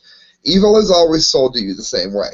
Whether it's Satan saying, the snake saying to Eve in the Garden of Eden, all you have to do is eat this and your mind will be illuminated and you will see great and wonderful things. And yet, it's never like that. For those that don't believe in God, for those who would, just as soon toss a Bible as read one. Okay, I can talk to you too. You have Obamacare. It's sold to you as it's going, all you got to do is just give a little tiny bit of your money that you won't eat. Like you just need to take a bite of this apple that you don't believe in. Okay, fine. Just give a little bit of your tax money. Of course, a little bit of tax money, I didn't tell you that your health insurance was also going to quadruple in price, but, I left that out because, I sold it to you as this great and wonderful thing, and it was evil. It's always the same ploy. And the religious fall for it. Those who laugh at religion still fall for it. It's always the same play. It's a one-play game that works every damn time. Yeah, I have a book just for that reason right here, an original copy of Quotations from Chairman Mao Zedong, which is another example of that exact thing happening. Got a lot of books that I don't believe in, but I've read. Just the thing. So, I mean, I don't know. What are you guys' final thoughts on Illuminatium? Which, I mean, to me, I think it's complete entertainment and marketing. I don't think that it's anything Illuminati or anything. But my big worry is not that this book is written by the Illuminati, but the implications of somebody or a group of people who will believe that it is. That's my thing. I think this could potentially be The Secret meets Da Vinci Code plus aliens on crack. I think the real globalist New World Order, possibly what they would call the real Illuminati or their high order of the Illuminati, probably laughs at this as exactly what it is, a marketing, I don't want to say scam, but a marketing it's good marketing. I said that earlier in the show. I mean, they're trying to spread Illuminati awareness, you know, and the elite collective, and we don't mention any names, and business authorities, again, no names mentioned, other influential members of this planet, whoever they are, we don't say their name. It's a plumber from fucking Canada. It's fucking, what was his name? shit. I got it here. No, he's from Beverly Hills. My final thoughts are, if you want to get this book and read this book, and Kyle, I really appreciate all the investigation you did into this for today's episode. I mean, Kyle, is that the reason that you bought the book? Because you were just investigating, right? I was investigating, and then can you click on that again? Go to its page on Amazon. Click on the book again? Yeah. The other reason that I bought it, honestly, all right, look at the new and used prices. Yeah, it's only like, wait, new and used. Wait, one used from $999, two new from $11? Yeah, Wait, and when I what the bought the hell? book, the new price was $9, and the used price was $30. So I think this book might be worth a lot of money. Why is this used copy almost $1,000? It's probably signed or one of the first 10. Does it have highlights in it or something? But here's a question I think that you could be asking too, is whether or not what we would consider to be the real Illuminati would not in every way, shape, or form be in favor of this. And the reason I say it is because I think it should be alarming to most people whether or not, and Alex Jones words this very well, it doesn't matter whether or not you believe in God or not. It matters that the people that are controlling us to some degree believe in a God. And it's interesting to note, even if you don't believe in the Bible, why is it that everything that has to do with this whole Illuminati movement tends to borrow from Satanism, the whole light bearer, the whole knowledge thing, the whole anti-Christian viewpoint? You would think that if there was no God, then it would borrow just as much from the holy side as it does the evil side, but it doesn't. It seems like it always they address that in on one of their amazing web pages. It's always from the evil side. I think the bigger question though is, why is a used copy $1,000? Yeah, that is Kyle, and it doesn't say anywhere. Kyle, it doesn't say anywhere on here why the used copy is so much. It just says it's in good condition with a light amount of wear, 100% guaranteed. Dude, Daily deals, I don't know, 5 you know how I stars could in probably. stock. Why is it $1,000? Why is it $999? And I could buy a new one, my very own, for $80.86. See, I think that it's because like it's all about when you go to get it. Because right now it says there's only 2 new, like when I bought it. So I think that this book they might not be able to keep up with the demand caused by their marketing strategy. I think this book might be worth a lot of money, especially since I got an early copy of it. Imagine if I got it signed by like a Rothschild or Bill Gates. Yeah, Kyle, you definitely need to hold on to that so you can sell it for thousands of dollars. Put it away somewhere. Don't get it all ruffled up like my Harry Potter. That's gonna happen. Yeah, Kyle, you need to immediately put that into a vacuum seal.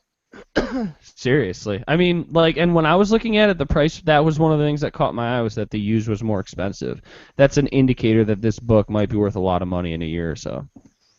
Okay. And I'm greedy. So I do, unlike the people who read Illuminatiam and buy into it, I do care a little bit about money. I would like to have some more. It's interesting. It reminds me of the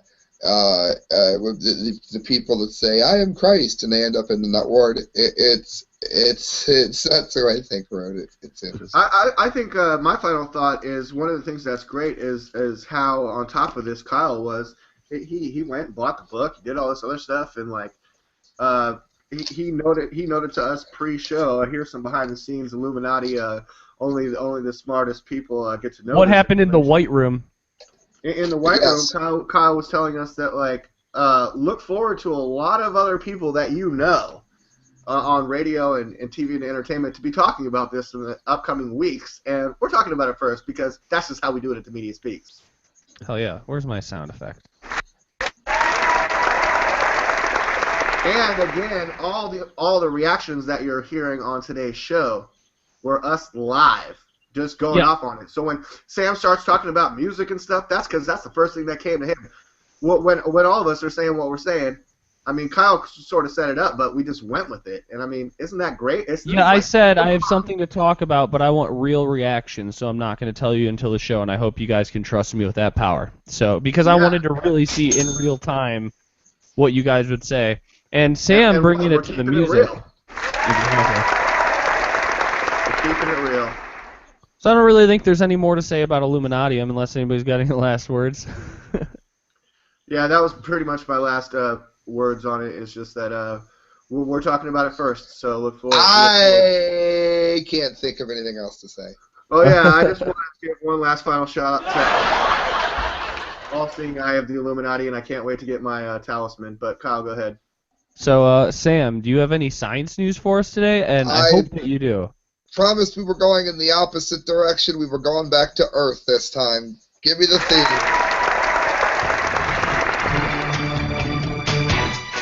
It's time to learn some science.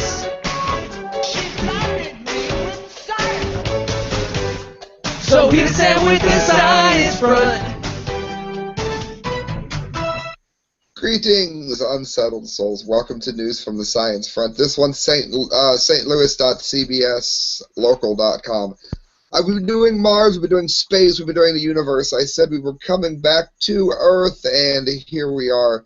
Study, people separated from iPhones suffer psychological effects. It's a shorter one because Kyle said we were doing something special, but it's interesting.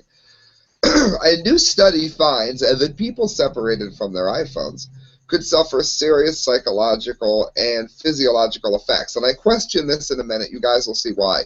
A study done by researchers from the University of Missouri found that users who were unable to answer their ringing iPhones while solving simple word search puzzles saw increases in their heart rates and blood pressure while dealing with anxiety and unpleasantness. Researchers also found that the subjects' performance decreased compared to those who had their iPhones in possession with them while completing similar word search puzzles. To conduct the study, researchers told participants that the purpose of the experiment was to test the reliability of a new wireless blood pressure cuff. The subjects were then given a word puzzles to complete the first time with their iPhone in their possession and the second time without it. Researchers recorded their subjects' heart rates and blood pressure while they completed the first puzzle with their phones. For the second puzzle, researchers told the participants that their iPhones needed to be placed further away from them because they were causing Bluetooth interference with the wireless of the blood pressure cuff. Researchers, it says, found a significant increase in anxiety, heart rate, and blood pressure levels when they took away the participant's iPhone while they were completing the puzzle. Now, there's one reason I believe in it. Christelle, if she's not always on her phone, she's almost impossible to watch a movie with. She is phone addicted, and I believe it in that regard.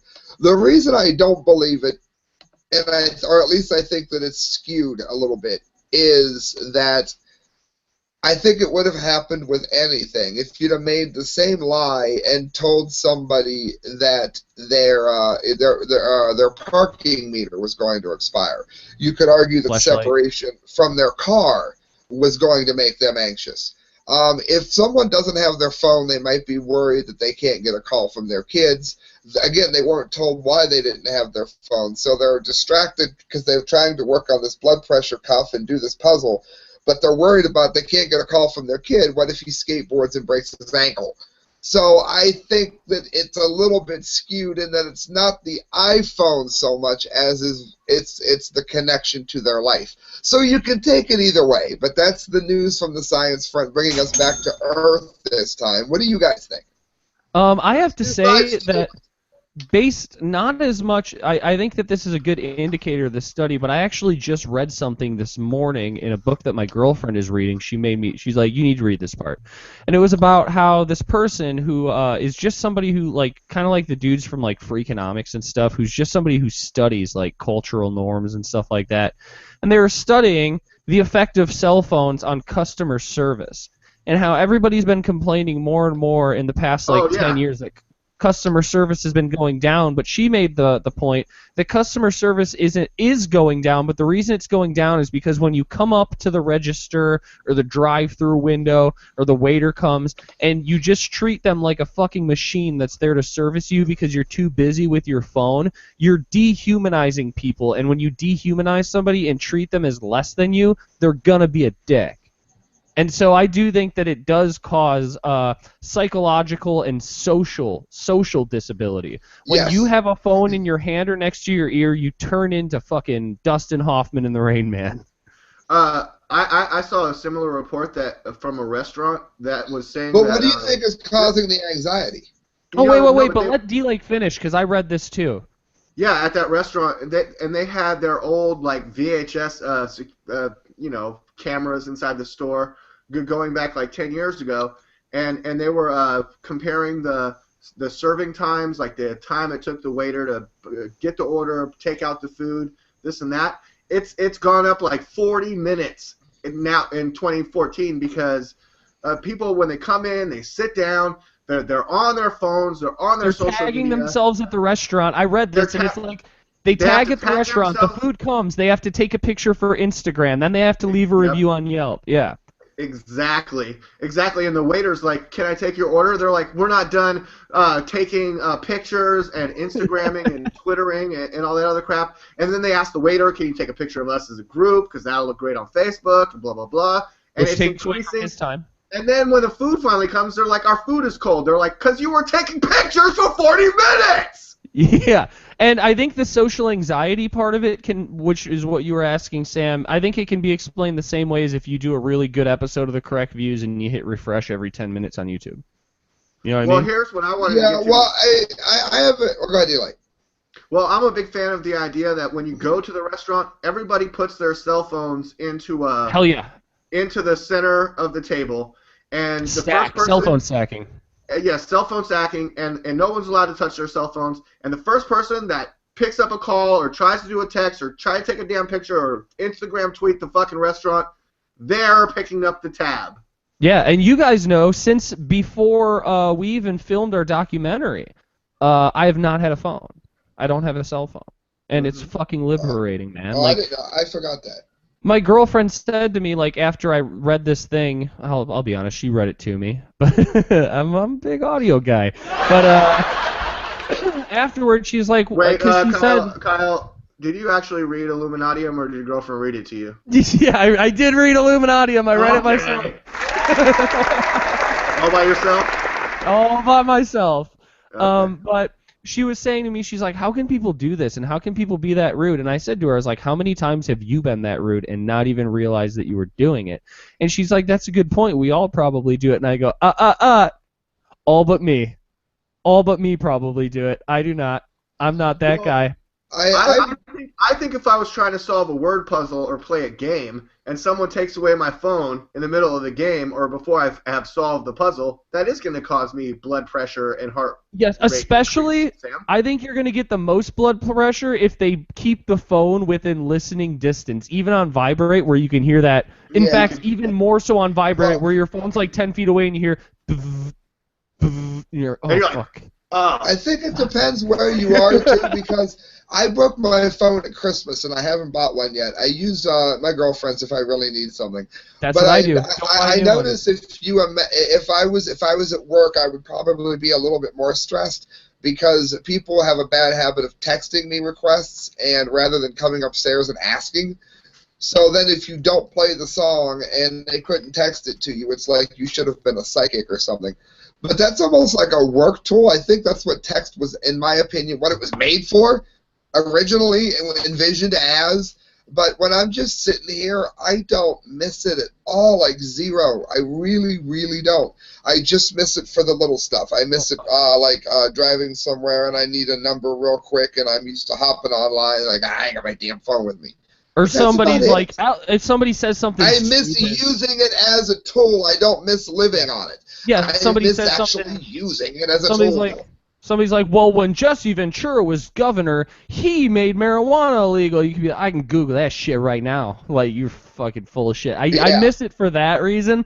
But the reason that Illuminatiam says that text messaging was invented and pushed onto the public is because it's much easier to intercept data than it is to intercept a written letter, because between the time you write it, send it to somebody, and they get it, aside from physically intercepting it, you cannot get that information from them. So. Message in a bottle.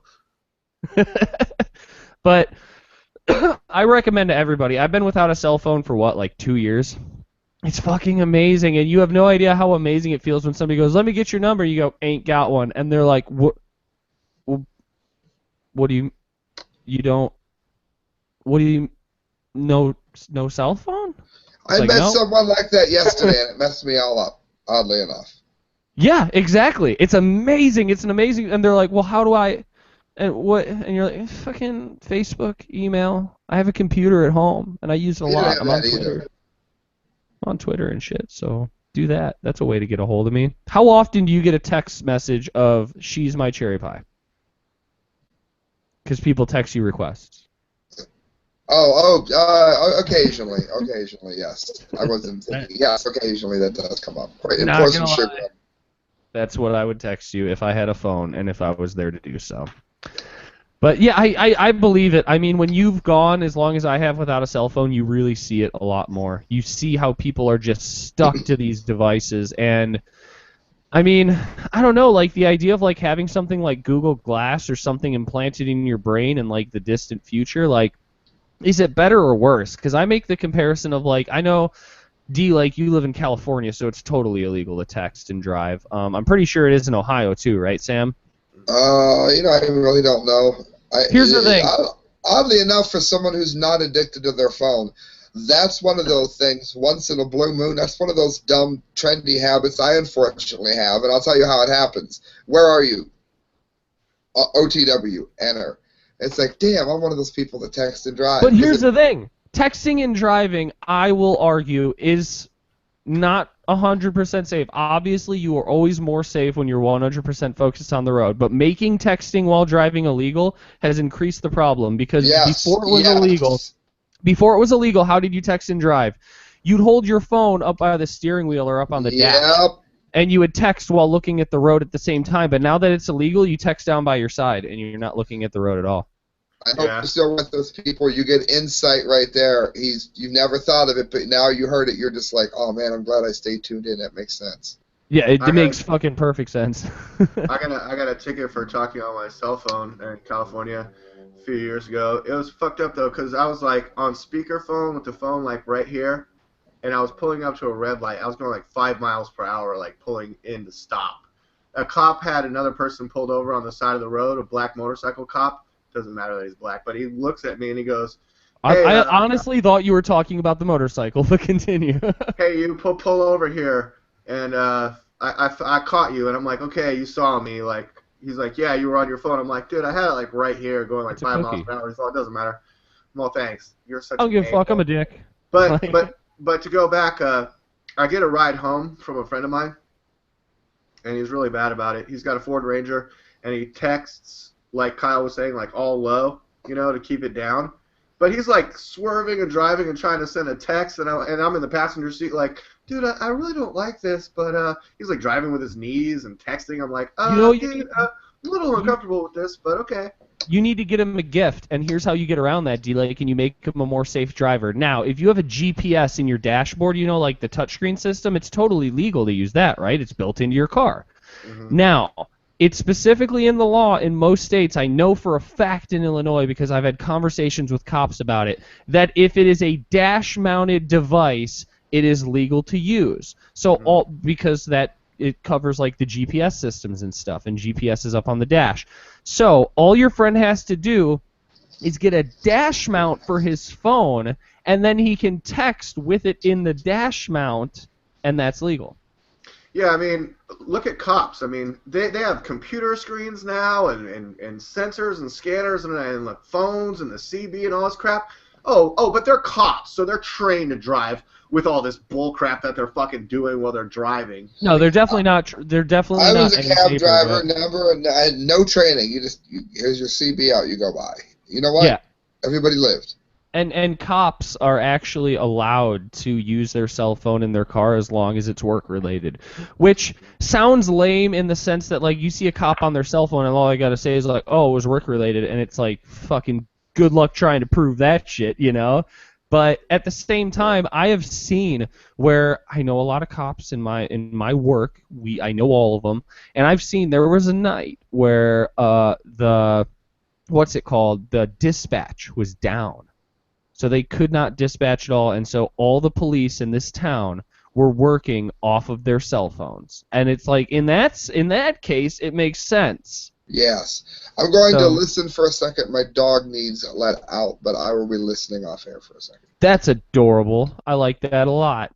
But no, the cell phone thing, like I've been like, who let the dogs out? Sam. Who let the dog out? All right, so I think we're ready for. I saw a video. Yeah. Oh, it's time for entertainment. Cool. Yeah, and by the way, I'm going to make an entertainment song. I decided we need one, but yeah. Yeah. We totally need one to set it off so people know we're in that section. Just get into it. So what did you saw a video? Well, I just saw a video on YouTube or on Facebook yesterday about a cat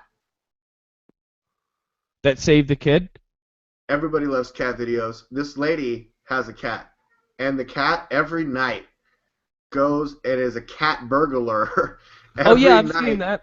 It goes steals shit out of the neighbors' yards and grabs stuff. something from the neighbors' yards and the neighbors' houses and brings it back. And they had Animal Planet had a night cam on the cat, like dragging back towels, and the cat brought back a pair of shoes in 2 trips, 1 shoe per trip.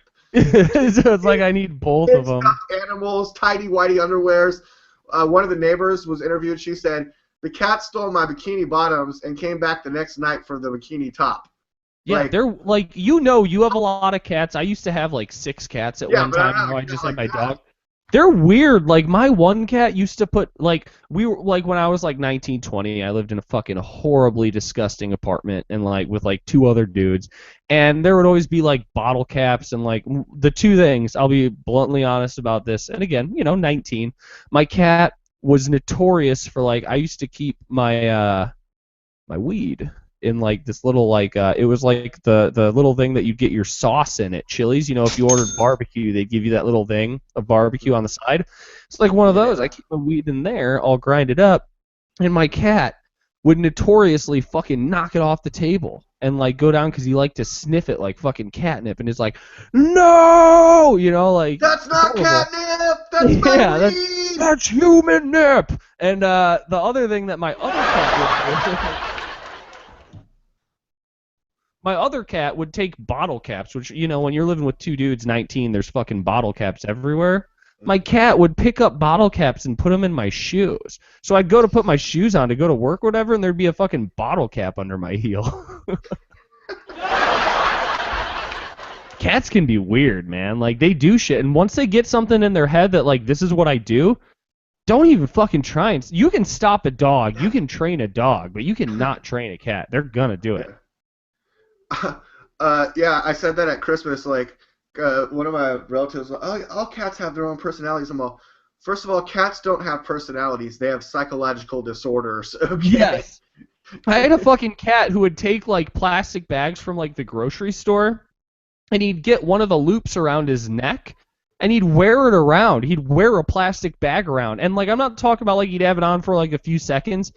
You'd see him an hour later, and he still had this fucking bag over his body. We used to call it his cape because it looked like a superhero cape, like dragging behind him, like cats. And yeah, they have OCD about like weird shit, and like there's no stopping them. Like once your cat brings a fucking crow without a head and leaves it like.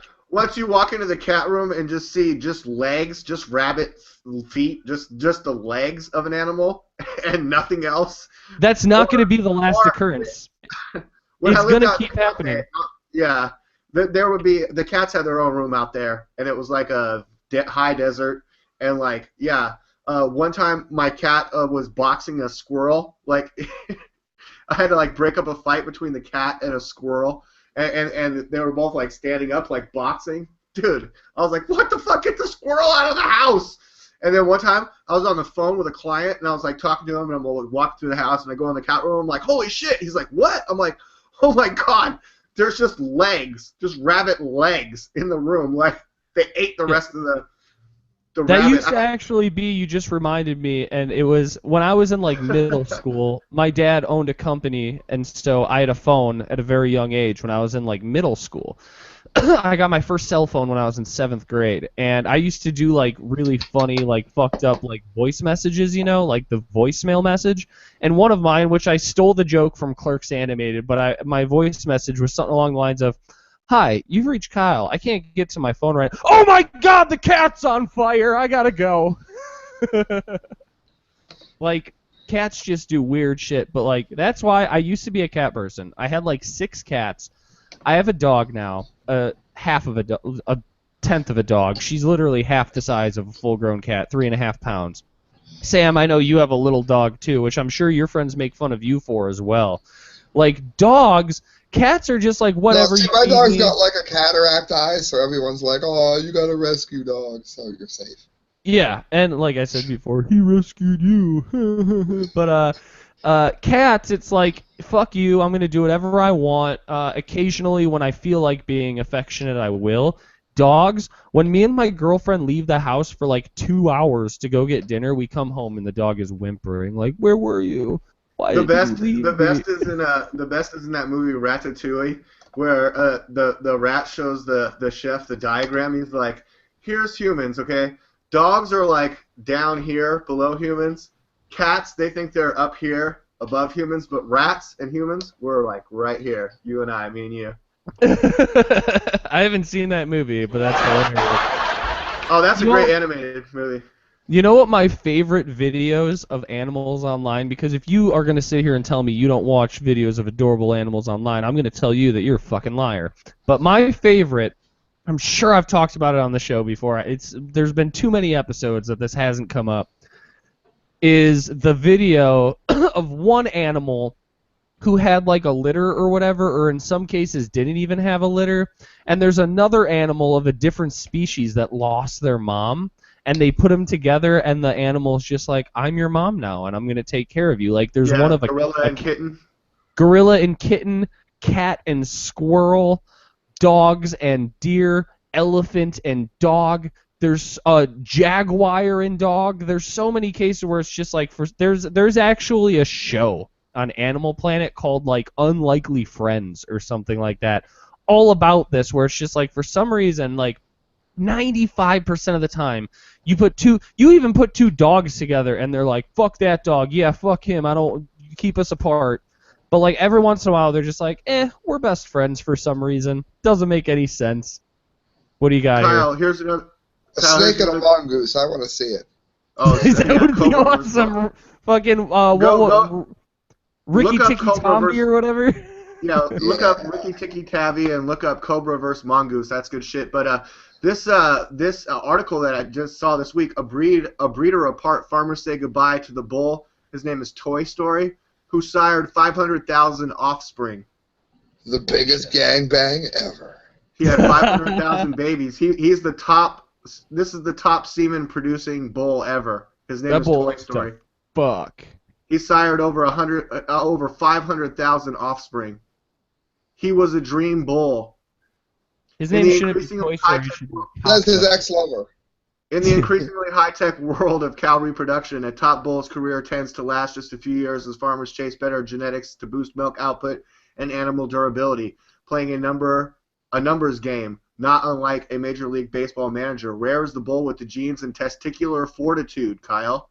Testicular fortitude to sell Big 1 million balls. units of semen, known among breeders as the Millionaires Club. This bull, was in the Millionaires Club, and his daughters came out like really strong and healthy and producing a lot of milk. Here's one of the little semen things. So one of us 3 have probably enjoyed something from this cow. Yeah, we probably ate his kids. Okay, at 6 months old, the farmer bought the bull. At around a year old, Gen X collected Toy Story semen, turning to a method that involves a teaser animal. A specially and designed for tube. people who don't know, that's literally like the equivalent of like one of those rubber pussies, but like for a cow. So he A hasn't really enjoyed his specially life. designed tube and a well-timed maneuver. By an Flesh adroit thing. handler. Ooh. So And used it's to breed dozens of cows. But next, Was the handler hot? Was the handler hot, D-Lake?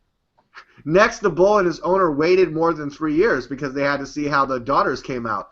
Back then, dairy producers had to see how the daughters of a bull turned out before deciding to buy his semen. The farmers wanted to see how much milk a cow produced, the fat and protein levels of her output. Apparently, his offspring were amazing. He went on to the Millionaires Club of donating just millions of semen. D-Like, I gotta ask you, what you're telling us is it sucks. You don't want to be reincarnated as a bull, because if you do, if you have the absolute best balls, you will never get to have real sex. Is that what you're saying? Yeah, I they mean, only let you fuck a tube. I would think on his birthday he gets to, like, you know. Yeah. So it's better to have, just if you're a bull, just like normal balls. You get to have normal. Dude, they're gonna build. This is why I wish that you could teach like English, like cows could speak human languages, because if you could just talk to the bull and be like, look, I need you to fuck a lot of cows, like, oh, no problem. Yeah. Sure. Count Fuck me. cows. Done. Let's do it.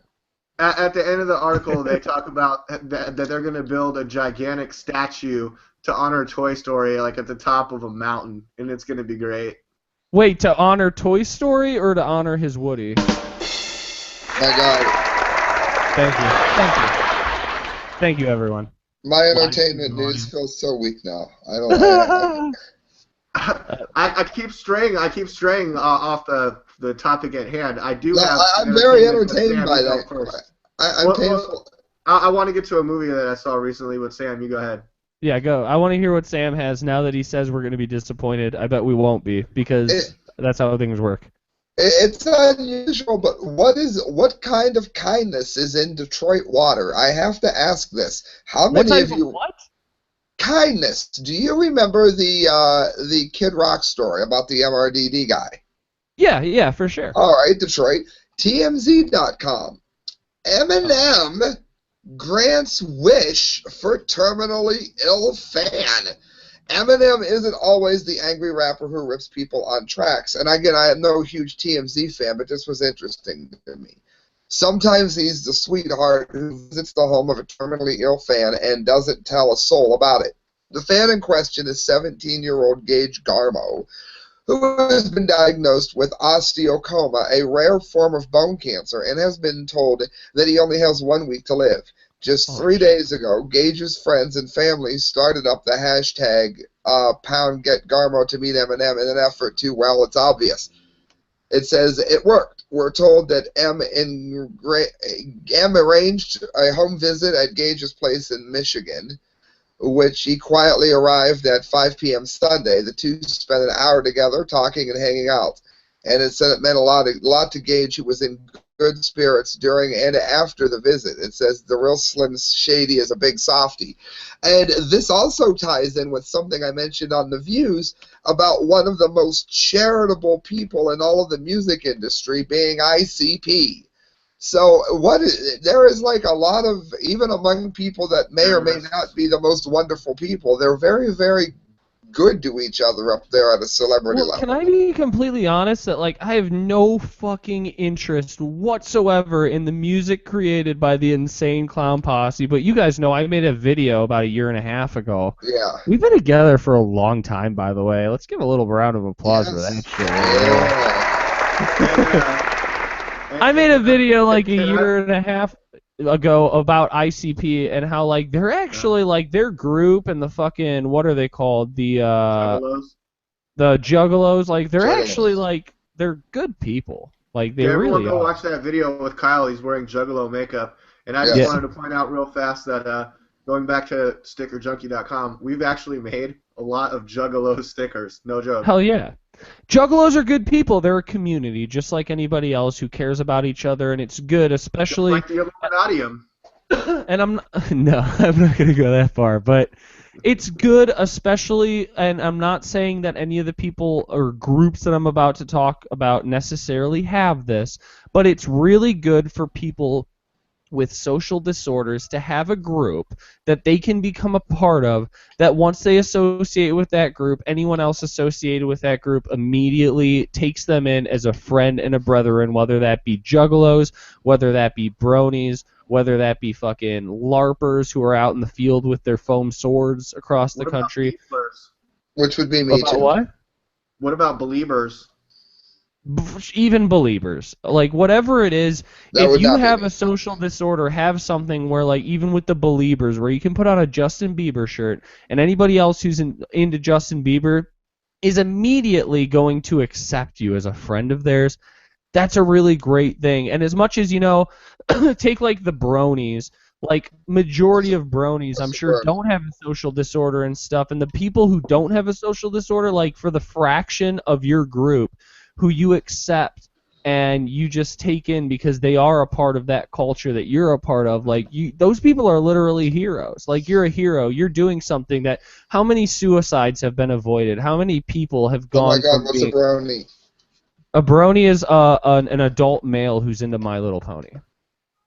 Yeah, and What? how many people have It's a Where do you Wu-Tang find this Wu-Tang stuff? tattoos? Oh, I'm on the internet, Sam, my friend. Sam, it's called the internet. All right, I'm doing. Oh my God, I have to look up brony. You got to be kidding. There's a Google it. whole movie about it, Sam. There's two documentaries about it, both available on Netflix, and they're both amazing. Oh my God. Sam, And you they're know what Sam, you know what a Trekkie is, right? Yes, Yeah, but I've it's never like- heard of a brony. Yeah, exactly. A Trekkie is another one. This Like, a is brony is like a terrible. Trekkie, but My Little Pony. And you know These what? are like the people that I've always been terrified of. Oh my God. I didn't think these people really exist. I just saw them in nightmares. But hey, they're into something. They're polite. They're peaceful. They're part of a community. I They're would not hope hurting anybody. so. Imagine a bombing at a brony bomber. I mean, I don't think that can. I hope. I I think don't want to live. I don't want to live in a world where there can be a brony bombing. I think Joe Biden might be a brony. He might be. But you know what? A brony bombing's never going to happen, Sam, because people who are part of a community don't do violent things, and that's a fact. Can I get a round of applause? I'm going to give myself a round of applause for that. When somebody has the available community that they can join, they don't go in those directions. People who do violent things and bomb things are people who have been excluded by the rest of society. So as much as, like, I've run into people who make fun of bronies and make fun of LARPers, for those of you who don't know, that stands for live action role play. Which is me. I know that I do like see. If you've ever gone past a public park and seen a ton of dudes dressed like medieval times or space people or whatever it is with foam swords, those are LARPers. And you know what? It might be a little bit weird. I might not be into it, but as long as you have a social circle and something that's keeping you from going in a very depressed and morbid direction, like, I'm happy for you and good for you. You know what I mean? I'm a libertarian. As long as what you're doing doesn't hurt me, enjoy yourself, and I'm happy for you. Yeah, I don't think you're going to hurt anyone with that styrofoam sword. But anyways, furries.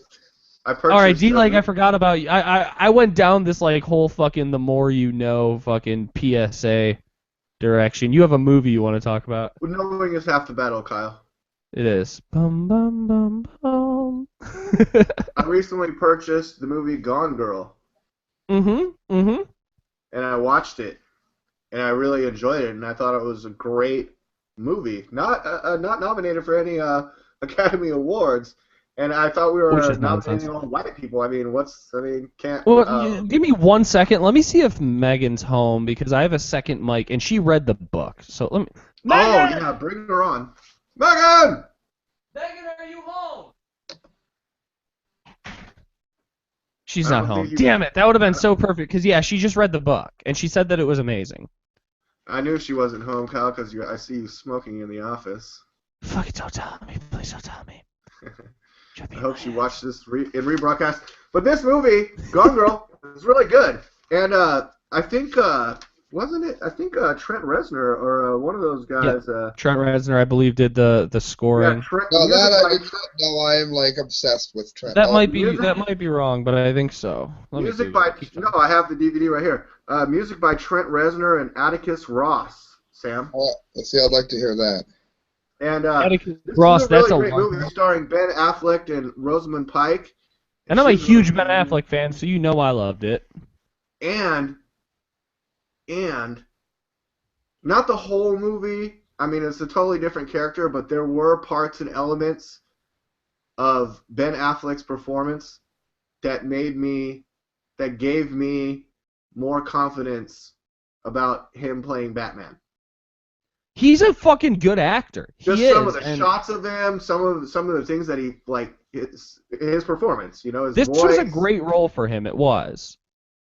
Yeah, I mean, Ben Affleck should not play like, I don't know. It's like there's certain roles that he shouldn't play, like, but Yeah. he shouldn't really be an action star necessarily, except for certain roles.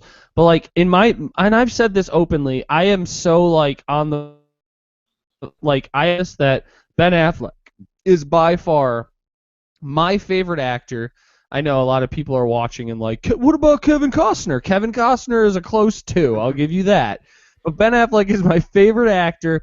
I've loved him since I was young. Mallrats, Dogma, School Ties. Like, he made so many good movies. I know that he's a good actor, but I fucking hate him politically. Like, I cannot watch him on Bill Maher. I can't do it. yeah. I don't want to hear him talk as Ben Affleck. I want him to keep playing good characters like he did. In this It's like movie. Mel Gibson or Tom Cruise. Like, I don't want to have dinner with you, Yeah. but I want to see you, like, fucking say I'm getting too old for this shit and kill a Russian. Yeah, I really don't care about you and Jennifer Garner and Nope. your real life relationship. I want to watch you and Rosamund Pike and even Tyler Perry is good in this movie. You know what? I like Tyler Perry. I don't like him as Medea. I've never seen a Medea movie, and I never will, but he was in that, and he was in Yeah, Star Trek, and he I'm was not good. about that. I'm not about that. Apparently, there's a new animated Medea, and of course, I'm not going to watch that either. But he's actually kind of brilliant because he built his career around doing his own shit and doing it around his own culture and bringing his own people in, and that has elevated him to the point where he gets a role in Gone Girl. So when you think about it, he's brilliant, and I have nothing against Tyler Perry. All right, I now think- see, I think Tyler Perry I'm gonna regret this because if you spoil it, I'm just not gonna watch it.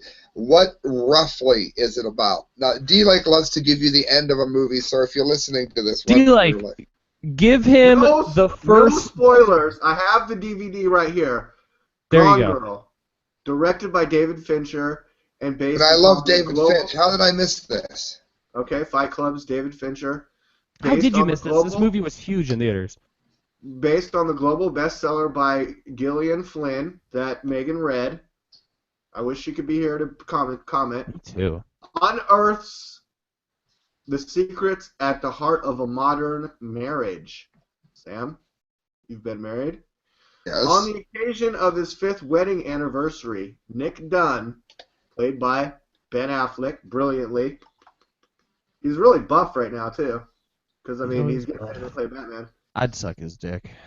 He reports that his beautiful wife, Amy, played by Rosamund Pike, brilliantly, I might add. For her not to be nominated as Best Actress this year is terrible. I don't take any of those award ceremonies the Is it least because bit she's seriously. Is she? No, she's like, Well, I thought maybe she had something. But before you continue, real quick, I don't take any of those award ceremonies seriously for reasons just like this. Like Al Sharpton does. He is convening an important special meeting to see if there's any repercussions we can take against the Academy Award. The fact that Al Not putting a black man in the best Oscar category. What about that guy that played Martin Luther King Jr. in Selma? Huh? If anytime Al Sharpton does take something seriously, I'm inclined not to. I know, that's the best part of it. Amy has Hey, Al gone- Sharpton. Mike Smith created a new kind of drumming. You might want to look it up. Yeah, look up that guy. Sam, under pressure from the police and a growing media frenzy, Nick Dunn, played by Ben Affleck, his portrait of a blissful union begins to crumble. Soon Wait.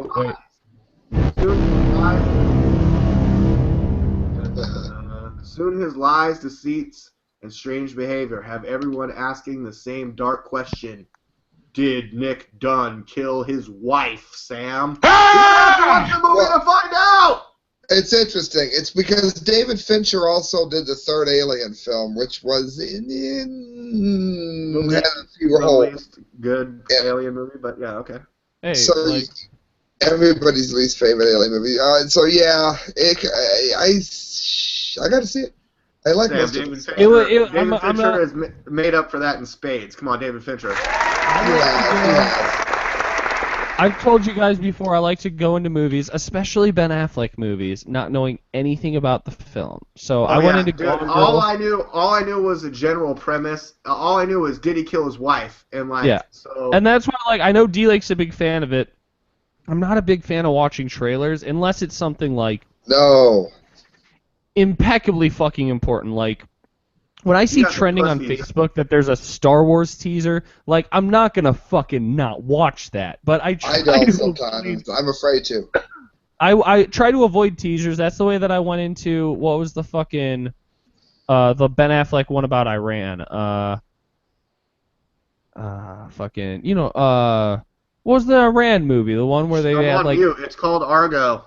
Argo, I went in without knowing anything about it, and I don't care what anybody says. I know it's propaganda, blah, blah. I thought it was a good movie. I thought that Argo was good. Gone Girl, same thing. Megan's like, oh, this movie Gone Girl. I'm like, oh, who's in it? And she's like, Ben Affleck. I'm like, stop your mouth from moving. We're already going to see it. You don't need to say anymore. And so we went and saw it, and we saw it in theaters at an AMC where you got the nice leather recliners and a $7 32-ounce Bud Light. And it was a pretty dope movie. I enjoyed it a lot. It was really, really good. There's a lot. Like, at the beginning of the movie, Sam, without spoiling it, the first quarter of the movie, you're going to hate the movie, and you're going to think that it's feminist bullshit. But hang in there. Hang in there. It's a good movie. Well, I could see. I mean, I love Trent's probably my favorite performer of our time period. The soundtrack is really great, guys. I have a trailer lined up. All right, what's this trailer you got lined up? I'm just gonna play it. Okay.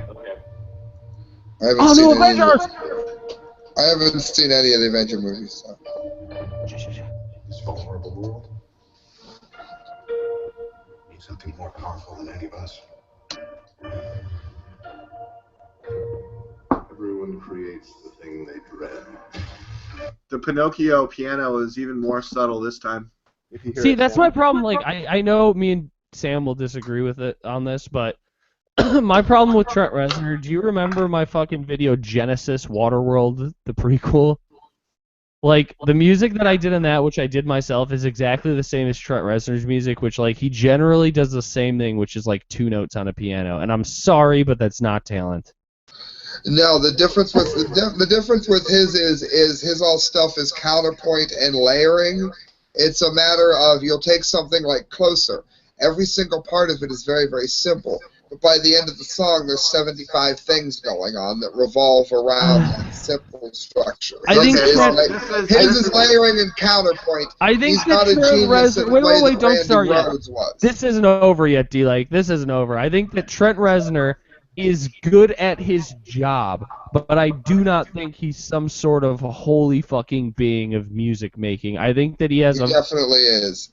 I don't think that he is. I think that a million people could do his job just as well. And I think that he does his job well. I don't hate Trent Reznor. If I saw him at the bar, which I wouldn't recognize him, but if he came up to me and he's like, "Is this seat taken?" I'm Trent Reznor. I'd say, "No, it's not. Here, let me buy you a beer."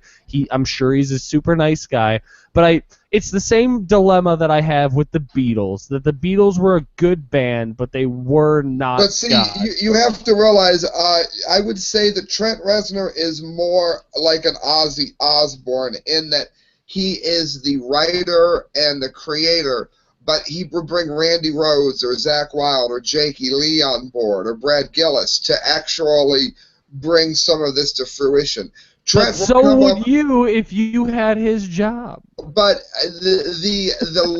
nobody's music sounds like his does with the layering thing he does. When you get some of the weak ones like Gravity Kills or something, or you get ones like Skinny Puppy that do it in a completely different way.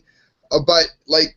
All right, after this, let's watch this video, and once we do, I want to D-Lake, if you could after this play fucking Genesis, my video, and I will prove my point completely with but you don't listen to enough Trent to hear things like The Becoming.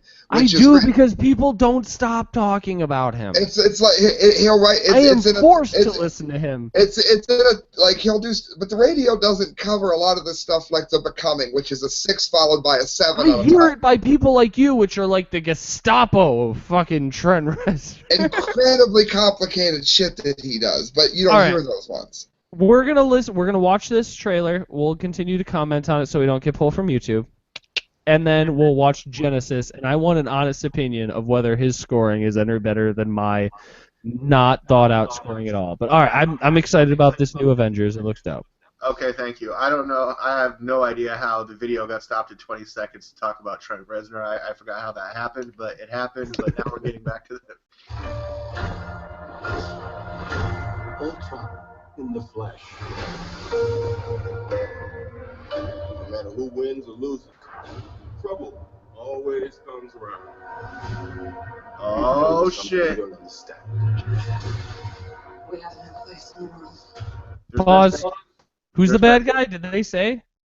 The bad guy is Ultron, the robot that's like in the flesh. Who's Ultron? The robot. From what? Just from the Avengers? Yeah, he was created by Tony Stark and Oh yeah, no. I heard about this. That this weren't they thinking about making this like Captain America versus Iron Man?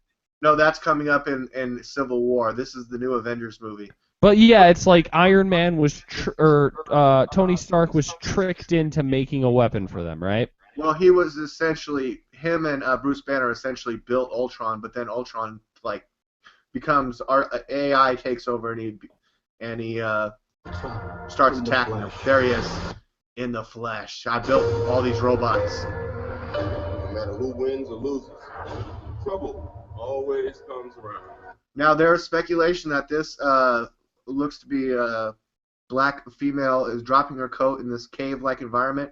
There's been speculation that that is Wakanda, where they harvest the vibranium and may tie into the Black Panther. That's only for comic book nerds. It's not on Internet Movie Database? I mean, if they're a trailer, there should be some info out, right? They have someone cast as Black Panther. He may appear in this movie. They're totally hiding the Vision that's going to be in this movie, played by the guy who did the voice of Tony Stark's Jarvis system. Here we go. Here we go. Sure. Oh wait! Pause. Spoilers. If I remember correctly from things that my nerdy friends, and I love nerds, I'm not saying that in a bad way, have told me that this enemy, I think it might have been you, D-Lake, who told me that it is essentially Jarvis.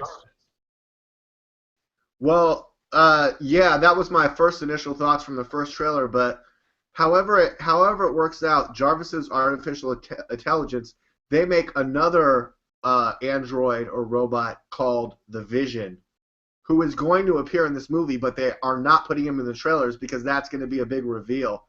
That the Vision is going to be the counter to this Ultron character. But so they do Jarvis is going to be the good guy. Yes, I do believe that is correct. Oh, fuck yeah. Yeah. Oh, So- I got such a fucking bone right now. Big boners, here we go. Well, wait till the end of this trailer, Kyle. You're going to be like stiff and ready. We have no place in the world.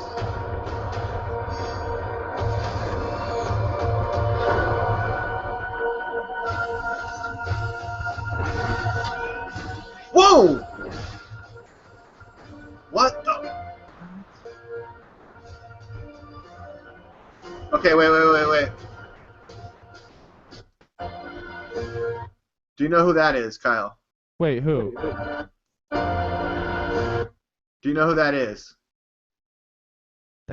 It almost... No, I don't. That's Andy Serkis, the totally popular motion capture guy. But he played Gollum. He played Caesar. In the Oh Planet of the Apes. yeah. He's the ping pong ball on vest guy. Yeah, he's always he motion captured, He but did now Gollum. He did Godzilla. He did what's the one with the monkey? Planet of the Apes. No, the one fucking where it climbs the Empire State Building. King Kong. King Kong. He was King Kong too. He's What? like allegedly like amazing at mimicking the movements of animals. Yeah, I know him for sure. I've never seen his face. I've heard him on Yeah. they did an episode of like Radiolab about him or something like that. Maybe it was This American Life. Well, so now he's showing his real face. He's got this crazy beard, and there's He's speculation a handsome man. Why was he Gollum? because of his motion capture abilities and his voice. And he is supposed to. And like in the interview I remember seeing with him, he said like I'm getting older and it's harder for me to do those things, so that makes sense that he's gonna make his debut. All and right. apparently, judging from his look and the beard in this, they're speculating that he's Kang, who is a bad guy in the Marvel Universe and may tie into the Black Panther also. So here we go. Okay.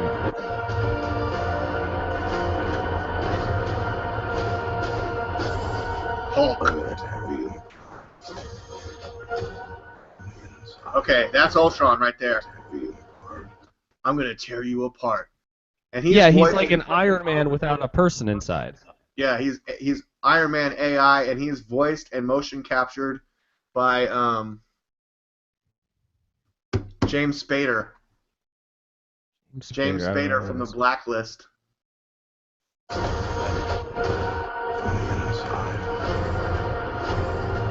Thor lifting up Tony Stark right there. Oh, Hulkbuster armor. The Hulk. Oh boy. That's the problem with Tony Stark and Iron Man is he's too perfect. He can pretty much do anything. Like Iron Man, like anything that you come up against him with, he's like, I can just build that. Like he's almost like Superman. Like the reason that Superman generally like isn't as popular of a superhero as others is because he's theoretically because he's too perfect. Like nothing can beat Superman, so what's the point of engaging in it? And if Tony Stark has to go head-to-head with the Hulk, he's going to create his Hulkbuster armor. And we're getting a brief glimpse into the battle between Hulkbuster, Iron Man, and the Hulk. Here we go.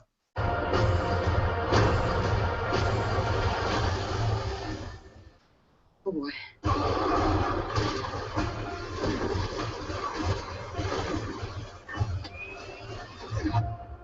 Dude, did you see when the Hulk turned around right there? He was pissed! See, I used to hate the character of the Hulk, but it's starting to grow on me in the context of the Avengers because like the Hulk is like the what's the best way to put it? He's like the nuclear bomb. You know what I mean? It's like he's the end all be all where it's like if we have no hope left, he's gonna fuck up everything, including our shit. But if we got nothing left, we might as well let him out of the cage, you know? Dude, I like how they made him like really red-eyed and pissed off right there. Because the madder Hulk gets, the stronger he gets, right? Yeah, and I like that they've kind of emphasized that like the Hulk is not a nice guy. He's like an anti-hero. He's like the last fucking resort. I mean, Bruce Banner is a super smart scientist, but when he metamorphosizes into the Hulk, when he gets angry, I mean... That's important too, because if he wasn't a super smart scientist, it wouldn't make any sense. It would be like, well, then why is this guy around all the time? But the fact that he plays a part scientifically until he's needed, and then like, I'm sure they're gonna do it the same way, where it's like he's helping out with the science and Iron Man and like and fucking how do we destroy this guy? And then there comes a point where they're like, fuck, we need the Hulk. You know what I mean? Yeah. And he's like, I can sort of control the Hulk, but sometimes I'm pissed off at you guys, and I go on a rampage. The Hulk is like a dude who hasn't jerked off in a week. Like he wants to fucking do anal. He wants to fuck your sister. Like he's looking up some really weird porn. But like he just and he's green. And he's green. And he's green. I'm not gonna go into it. They keep making him sort of less green though in the movies. Are they? Well, I mean, compared to the first Hulk movie, which flopped hard. That sucked so bad. There's not even words for how stupid that Hulk looked. Oh my god. And that Hulk was like neon green. Yeah. So I agree with it. I agree with them making him more of a dull green. Let me finish that first Hulk looked like the giant claw. There's one point where when the Hulk charges the camera that he looks like Shrek. Oh boy. Right there, you look like Shrek.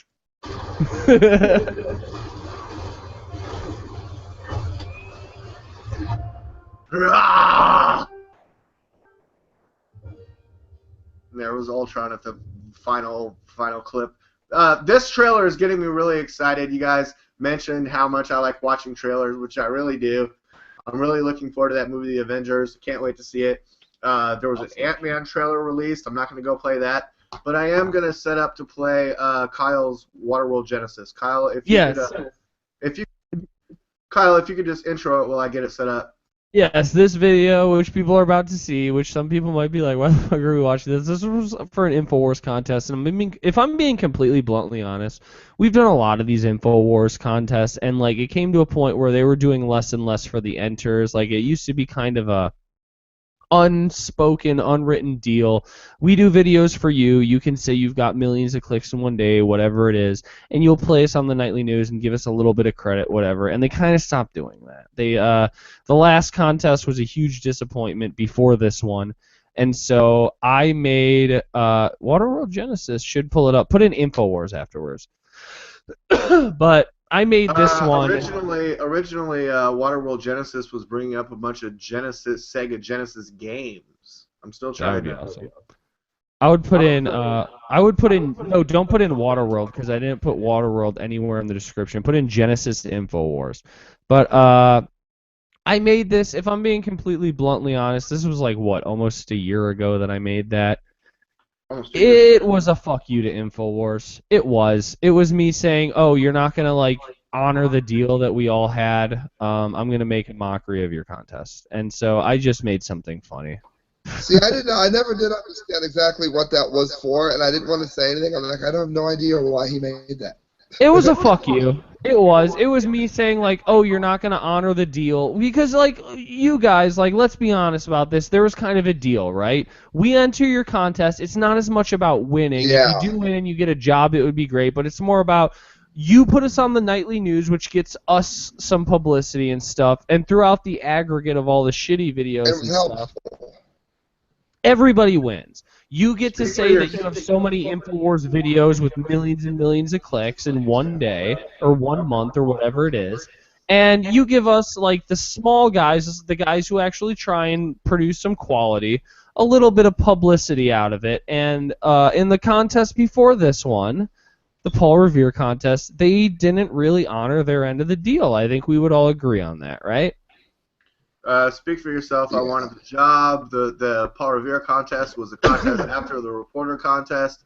I thought we had a brilliant concept, a great job. We were actually mentioned. I did too. On Wars by David Knight, and but then there was another contest. Kyle made this Genesis video. But wait, before you will agree, and I hate to put you on the spot here, but between the reporter contest and the Paul Revere contest, the amount of play, the amount of posts on Infowars.com, it was 10% in the Paul Revere contest, and they did not give to the quality participants. They did not give any of what they gave. That's not sour grapes. That's not sour grapes because he quote unquote owed that to the people that entered because we spent a fortune, all of us, in the contest, not just Media Speaks, but all the Info Warriors.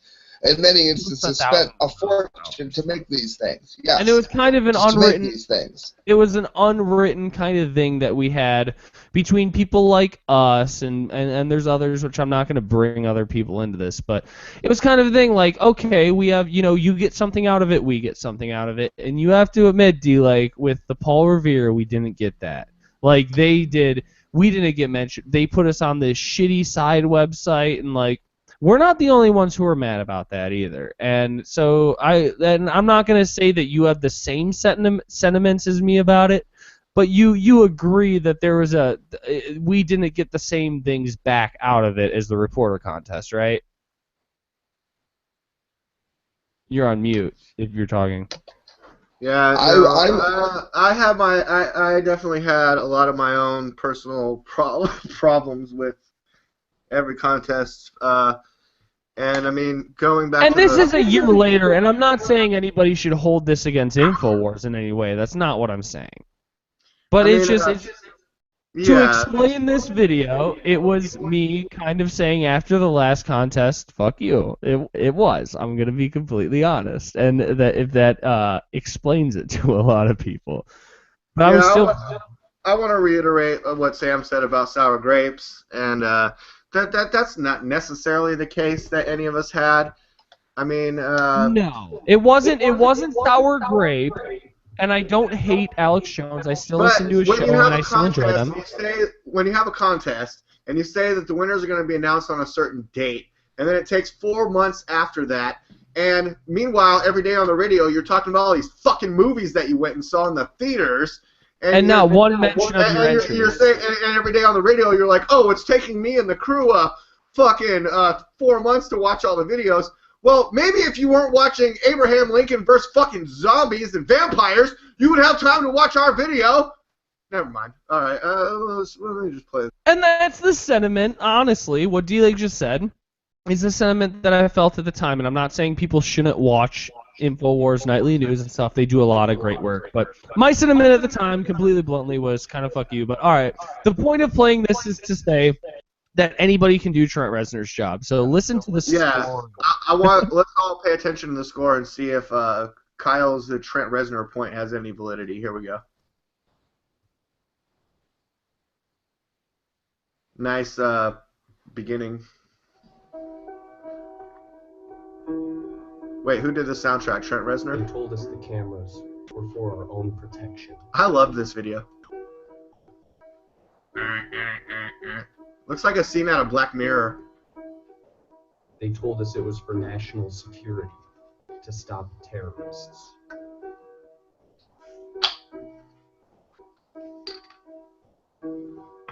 They told us that if we had nothing to hide, that we had nothing to worry about. At first they were just there, and nothing seemed changed. But then they started beeping.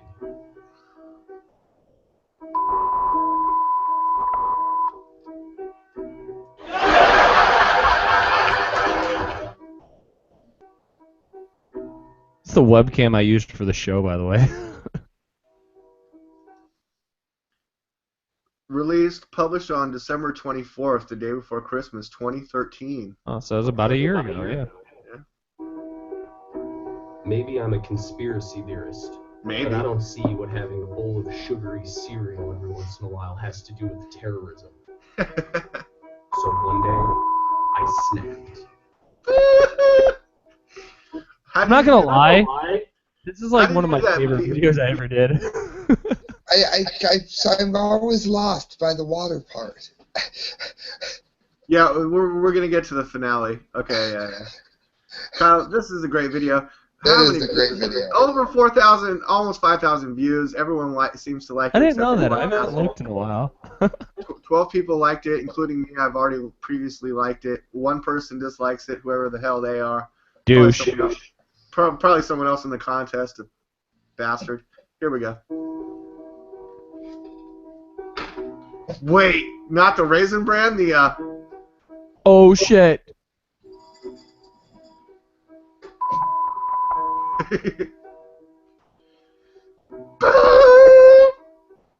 No, wait, really quickly, I have to be completely honest.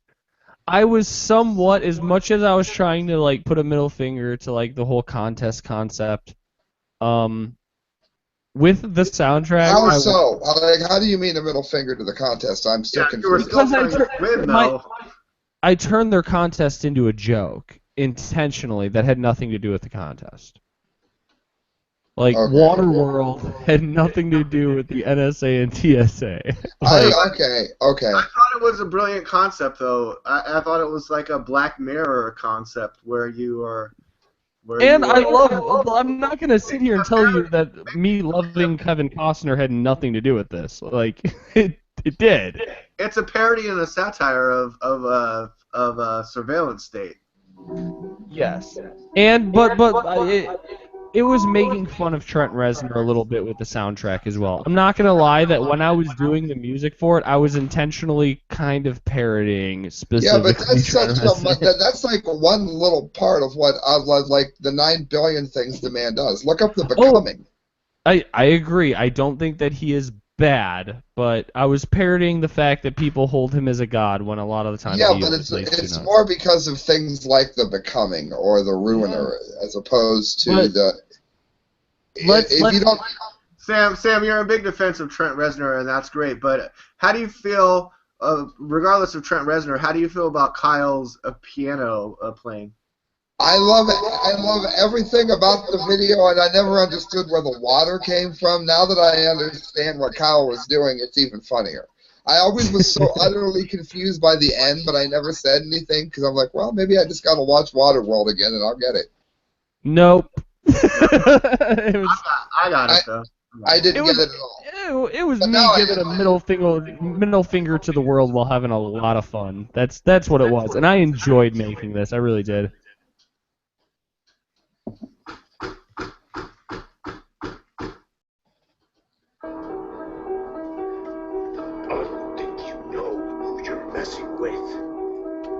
Kyle, fake mustache, Batman voice. We're the TSA. We're the NSA. Did you play that or program it? Wait, pause. Play what? Like that little piano thing. Did you play it or did you loop? Did you create it like on a computer? No, I created it all. Like that was literally me recording off an iPhone, sitting at a piano, sitting at an upright piano. Okay, that's cool. Yeah. Oh, that is cool. It wasn't like a music program. It was you at a piano. No, yeah, that was literally me sitting at an old piano. Oh yeah, let's rewind just a little bit to when the piano gets intense. The action points.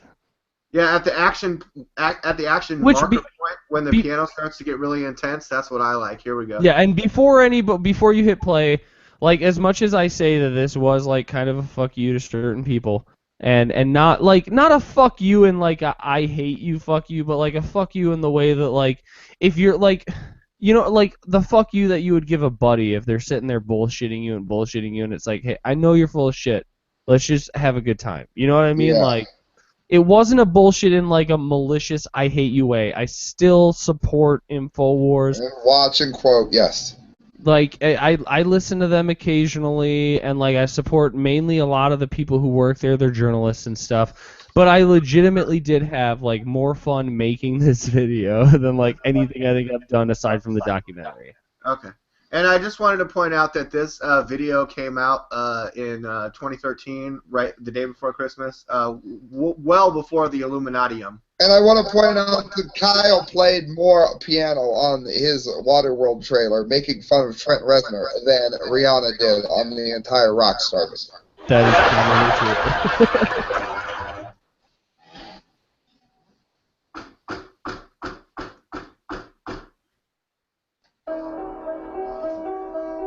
I don't think you know who you're messing with. We're the TSA. I don't even know what I'm looking for. We're the NSA. Pause real quick. Pause real quick. This is something I've never talked about. Just tell me what's going on. Go back to the just tell me what's going on scene really quickly, and play from there. And yeah, that's good. That's good right there because that's right before.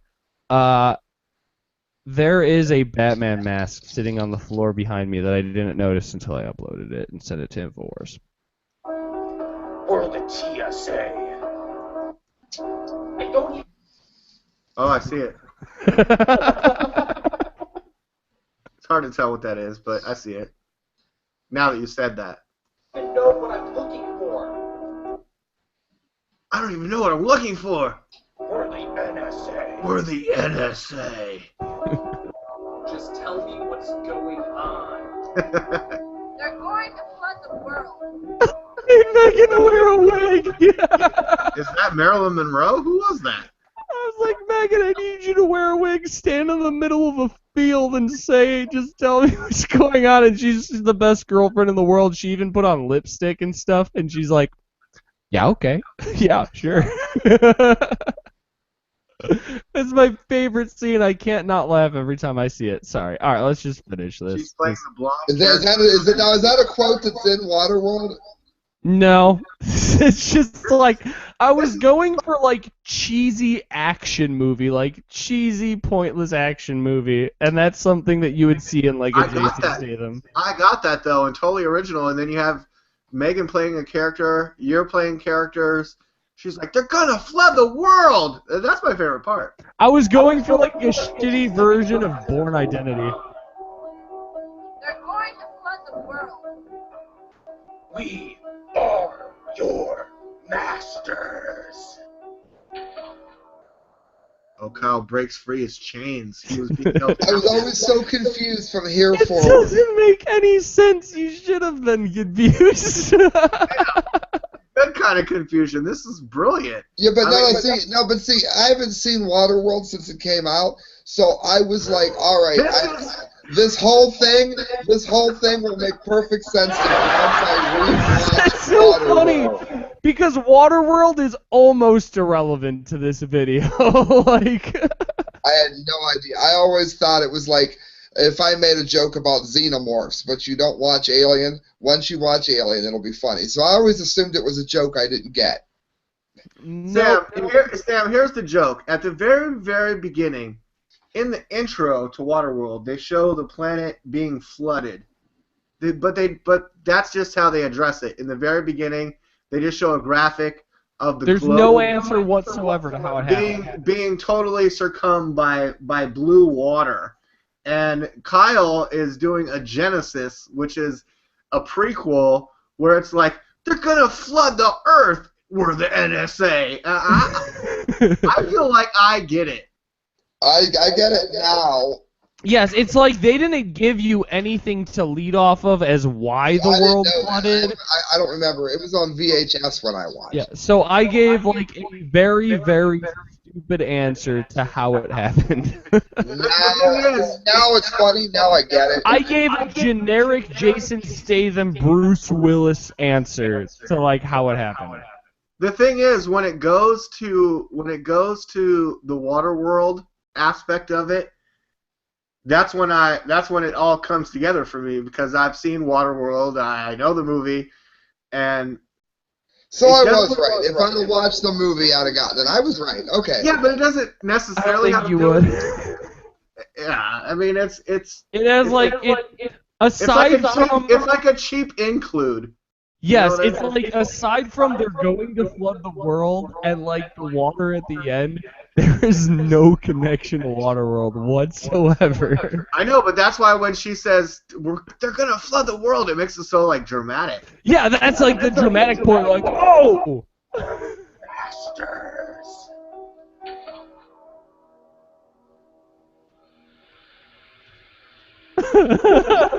It's gonna be like that joke commercial that you saw in that Grindhouse with Rob Zombie, and now Rob Zombie is actually going to have to make this movie.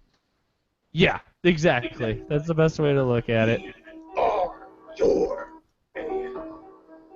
I don't even know what I'm looking for. We're the NSA. Just tell me what's going on. They're going to flood the world. We are your masters.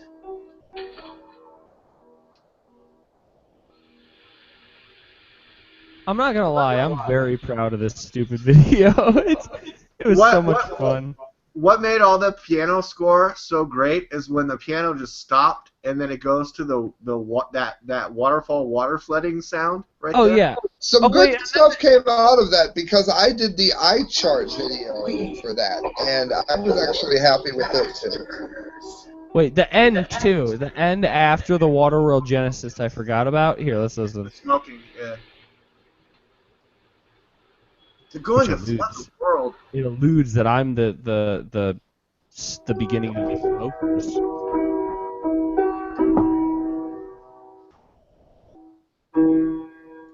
So, Kevin Costner. Make it rain. That doesn't even make sense. It doesn't make the least bit of sense. But here's the thing, Sam. Back to our original point. would you agree that the music was done well in that hilarious video? Yeah, but I don't think it reminds me of Trent, unless he's just doing an interlude to something or But getting my out of. point is that you agree that the music was done well, and I used 3 notes on a keyboard and an iPhone. Oh no, I think it's done great. I think that was brilliant. I don't see necessarily the Trent connection, but I think anytime someone does something like that, When I hear Trent The Reznor, Exorcist is like that. when I hear Trent Reznor's scoring of movies, I don't hear anything different from what you just heard. I hear the exact same thing. And don't get me wrong, I don't think he's a bad musician. I think that he's a good musician, but like I just feel like people are like, OMG, Trent Reznor.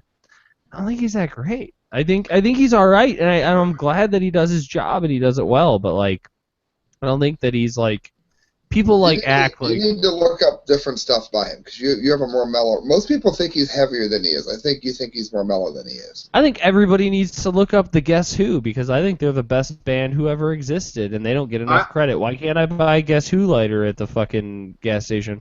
I think everyone needs to go to YouTube right now and look up our collaborative movie called Becoming Paul Revere, which featured a score by Sam and Passing Time, and also amazing soundtrack songs from Leo. The Atlas Stone. Of the Atlas Stone. Yeah, that was good stuff. And and that was amazing. And I love the music, like the one song. No, Kyle, hold on. The number one reason to watch Becoming Paul Revere is because DLAKE for PREZ is in the movie. Okay. Always. That is absolutely true. But Correct Views did some badass music for that movie, and Sam, a lot of the stuff in there, it fit in so well, and the Atlas Stone too, who has since moved on. The guys from that band, they joined a different band, but the band that they joined, it's nothing bad. It's nothing to say, oh no. Now they have a singer, now they have a bass player. It's because before there were 2 guitarists and a drummer, and now it's a band that is a bass player, 2 guitarists, a singer, and a drummer. Okay. Well, And have you talked to them about the Illuminati and joining the Illuminatiam? No, I haven't. Writing music for the movie was interesting because we hadn't made the movie yet, so I had to write music with a whole bunch of different moods, not knowing what we'd film. Like I remember, for instance, one of them sounded really sad and forlorn, and I'm like, if we end up with B-roll of a homeless person in Chicago, we'll use this. I ended up scoring the movie before I made the movie, and then I just tried to come up with as many moods as I could that would later fit. And the way you guys placed it, I'm like, oh, that's great. My favorite is the walking scene at the college. The best one in there, and by the way, Sam, I'm going to make a movie this summer. It's just going to be a personal project, and I won't give away too much about it. And if anybody wants to talk to me about writing a script, hit me up on Facebook, Kyle Phillips, or at I have a great idea for one of those most Twilight Zone scary films ever. You might be able to help me, but I have a specific, and if you want to write the script for it, I'm down. Okay. I'm building a spaceship in my garage. Please let me write it. I want to make a movie, and this is the basic premise of the movie, and I'm not that great at making movies, but I want to make a movie about a guy who leaves on a spaceship for an eternal mission. Because, obviously, in the 1950s, if you left on a spaceship, you don't age in space. And the spaceship takes care of all of, reproducing food and recycling pee and all that shit. It's a movie about a guy who's in a spaceship, who's going on an eternal mission out into space to see what's out there.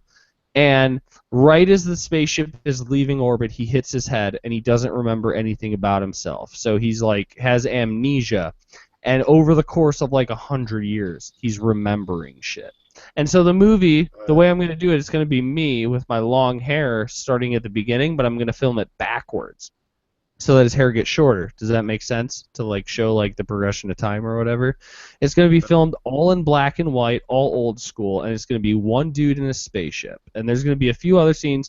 I have an idea of a basic plot, but I'm not good at writing scripts. But I'm going to make this movie. I'll tell you what, if you wanted me to help you write it, the first thing I would do is when he takes off, you'd have to look up the specifics on it, but something like a minor embolism or a minor stroke from the G-forces, and that caused his memory loss, because it's more common than amnesia. Oh, that makes sense. And you can tell Sam's really getting into it by how hard you can tell how when Sam starts rocking hard.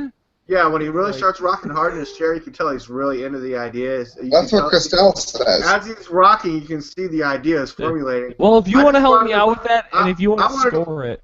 Well, Kyle, I wanted to point out that in the Becoming Paul Revere score that Sam did, I talked to Sam on the phone. I gave him like 3. I said, Sam, here's the basic premise of what we're looking for. I feel like I was sort of the music director on that shit. I don't know why that wasn't in the credits, but anyways. And everybody. But Sam's the one that produced the music. I just throw him the idea. But Kyle, what I do want to say about your movie project is, if you throw Sam a bone like a music idea, he can fucking turn your idea into some good music. See, that's the thing is, no matter what, when I finish this movie, I'm gonna completely edit the movie and everything, and then what I want to do, if you want to do it, Sam, is I'd like to send it to you and say, score this movie. Oh, I never get to do it that way. I would love to. Yeah, so you have a completed project, and you can look at it and say, how am I going to score this movie, as opposed to like how we did the documentary, which is I would love it. I would love it. Scoring. Yes, I would love it. All right, guys, I feel like we're getting really... Guys, slow down. I feel like we're getting really personal here.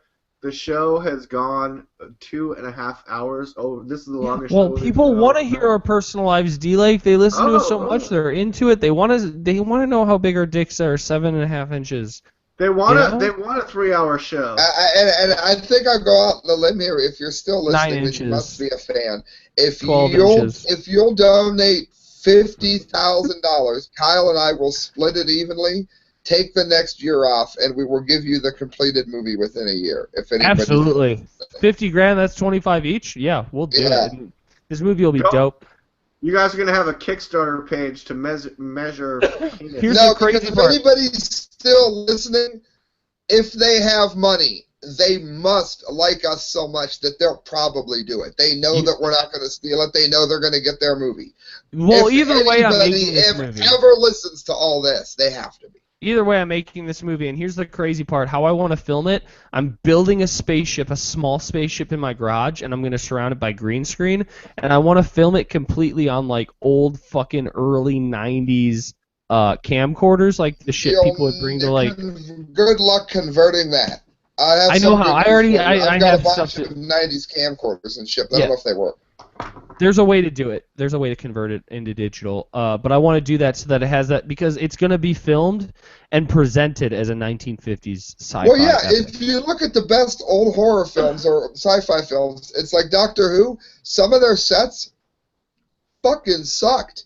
But the scripts were so good that you were willing to use suspension of disbelief on it. I think, though, because it wasn't important whether or not the Daleks looked stupid. It was just important that you realized what it is that they could do, and you didn't overstretch your story. You didn't keep going back to the dumb-looking monster. You established it and went back to your good story.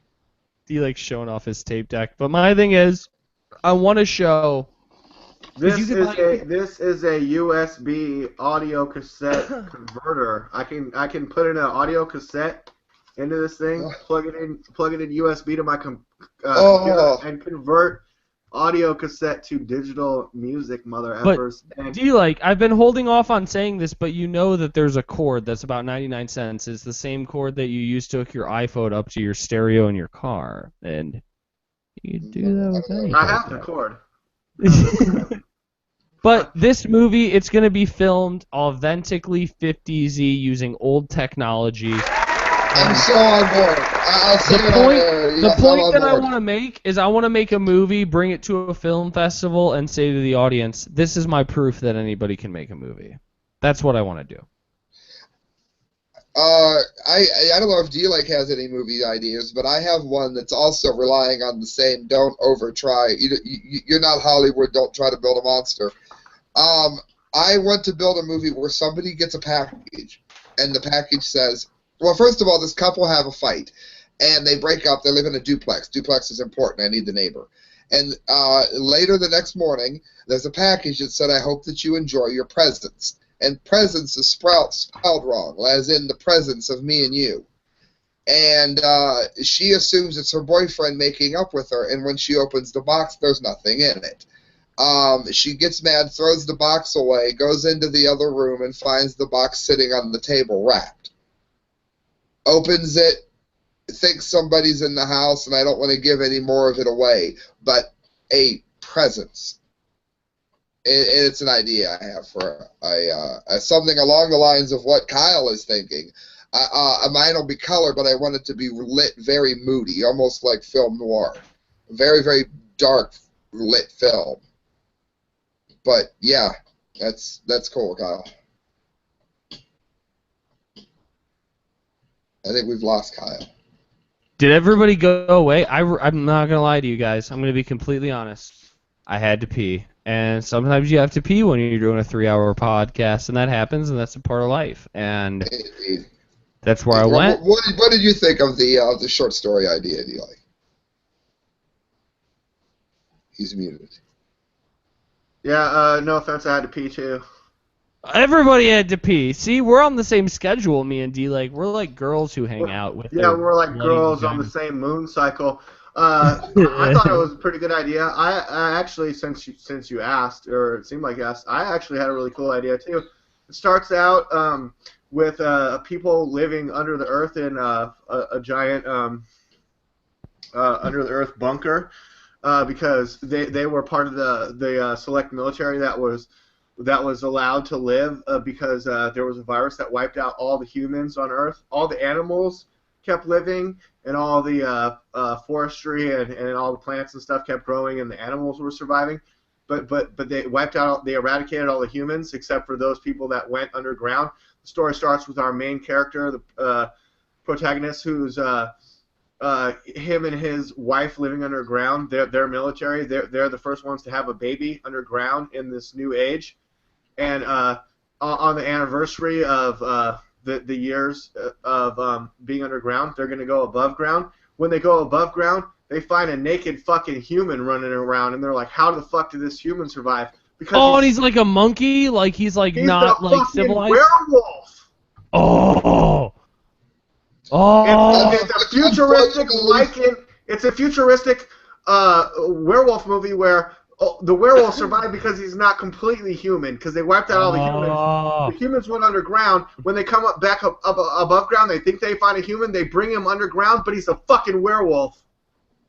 That's going to be extremely hard to shoot, but it's a great story. No, it won't be that hard because what you can do is, like you said, it's all based around military people who are allowed to survive, right? So you could have, like, me, and I can set up a set in my house here in Illinois, like 1,000 billion miles away, and all I have to do is, like, have like a CB radio handset that I get from like Goodwill, and I'm like, I meant the werewolf, but yeah, if you don't show it playing Alpha A, and then you can use that, and they don't know that I'm a billion years away from you. They think that I'm like 2 rooms away. Like there's I'm ways not that even going to use CGI. I'm going to use all prosthetics like American Werewolf in London. Thank God. You can do it. I have werewolf transformations on film ever.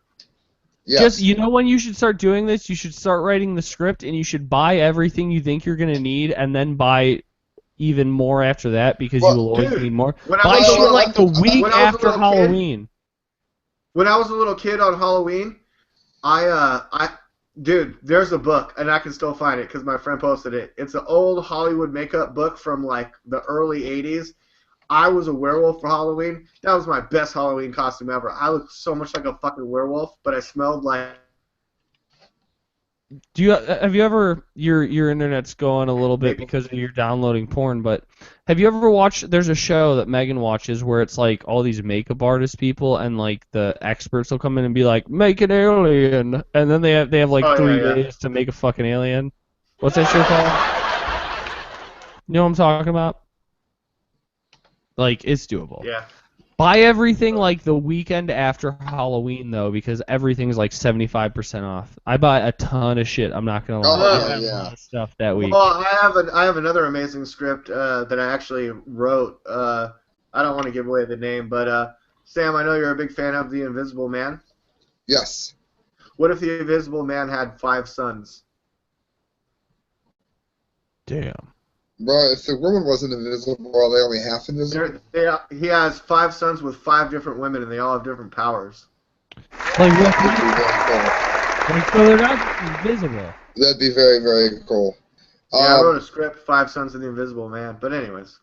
You should make that shit. So yeah, somebody help us fund these movies so we can quit going to work and actually. Yeah, make we some need good to fucking movies.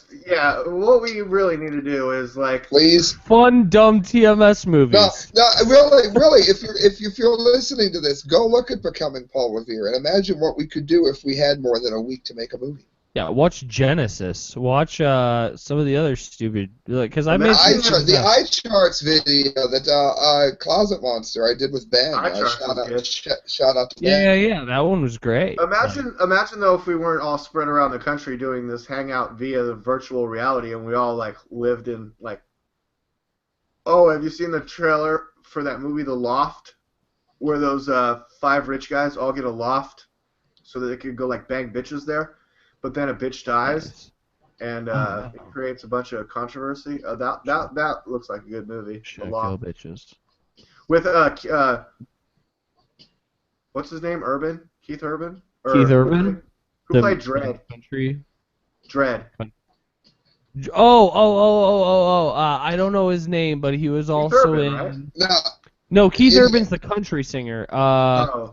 What's it? I don't know his name, but he's been in other stuff too. He was in that movie.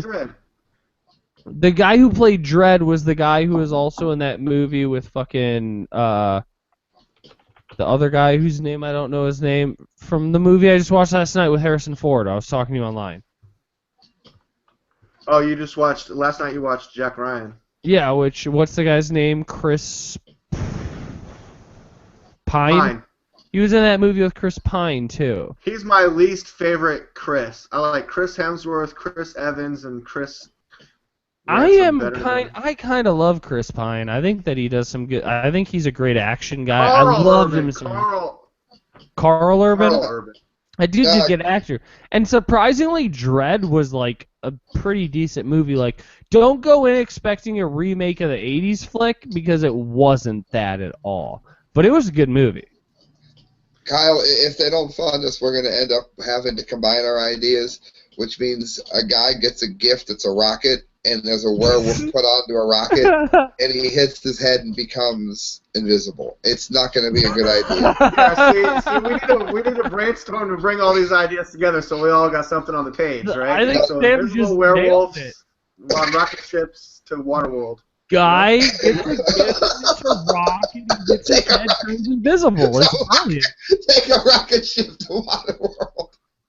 Why would you want to go there? They don't even have dirt. Fucked. Waterworld. You land, you're screwed. Well, Sam, where do you want to live on the clouds? Water werewolf. Water werewolf. Sam wants to live, and it takes place on the clouds above Venus, right, Sam? No, I'll tell you what. Yes, I'll tell you one thing you want to watch. It's from the '80s. It is one of the License to Drive. Creepiest things you've ever seen. Watch Mars is Heaven. You can find it on YouTube. I don't know. Teen Wolf. It's called Mars is Heaven, and it's if you like that Twilight Zone creepiness. I forget if it's Outer Limits or what it is, but it's real creepy. It's called Mars is Heaven. Whatever you do, don't miss it. Michael J. Fox turns into a werewolf, finds out that his dad was also a werewolf, plays basketball. I mean, no. And Sam, did you watch Black Mirror yet? No, I forgot. You gotta watch Black Mirror. If you love Twilight Zone, Black Mirror is like Twilight Zone plus aliens and mushrooms. And you can, I have to go to Pirate Bay, don't I? Well, see, it's down. It's on Netflix. I don't know where else you'd find it. I'm spelling Heaven wrong. It's not appearing on... Heven? Oh, I spelled it wrong. Yeah. How do you spell it? I don't know. I had the E and the A mixed up. Ray Bradbury Theater, Mars is Heaven. Yes. Ooh, Ray Bradbury. I love him. It's so creepy. It really is. Again, it didn't do anything that you couldn't do if you had a good story plot in your head and just a little bit of money. It doesn't have any amazing monsters or anything in it, but it's just great. I love all that stuff. Tales of the Unexpected. Yeah.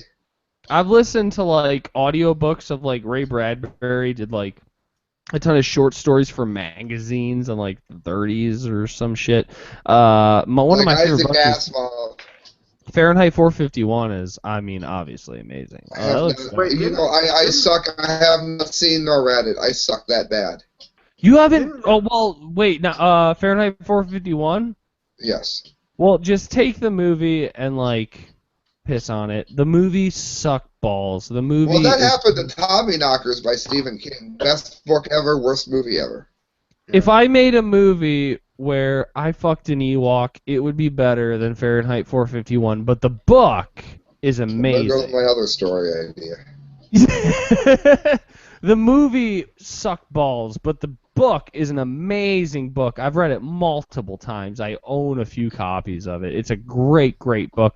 And what makes me sad is, like, when I first saw the movie, I was like, well, Ray Bradbury's dead, so, like, he had nothing to do with this movie. And then I was talking to some people who also enjoyed the book, and they're like, no, Ray Bradbury was alive and involved in the making of that movie. And then I was just, That's how I feel about Hitchhiker's Guide to the Galaxy. It was one of the funniest, it is the funniest thing I've ever read.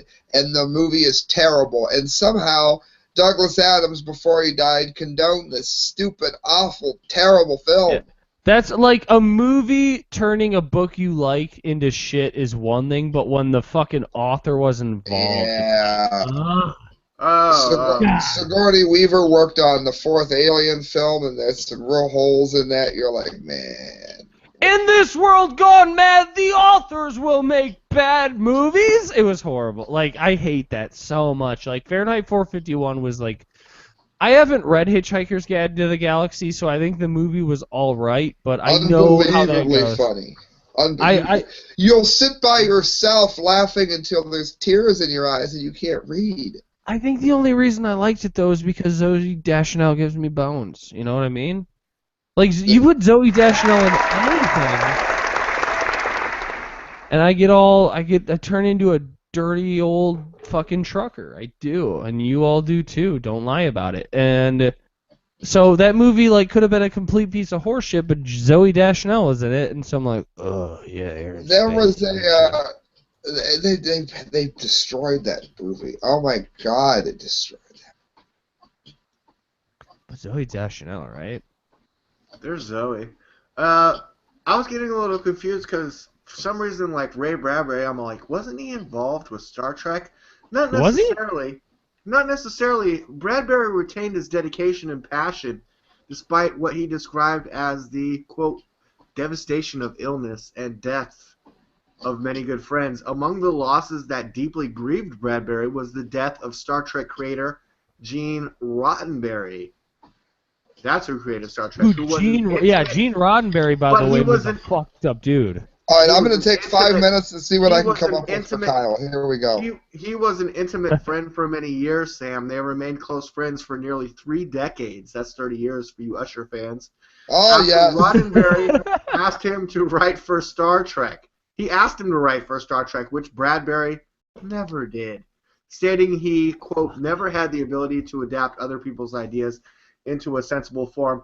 Well, I think I do. I think Sam does. And Kyle, I mean, we should collaborate on these projects. You know what I'm saying? Yeah.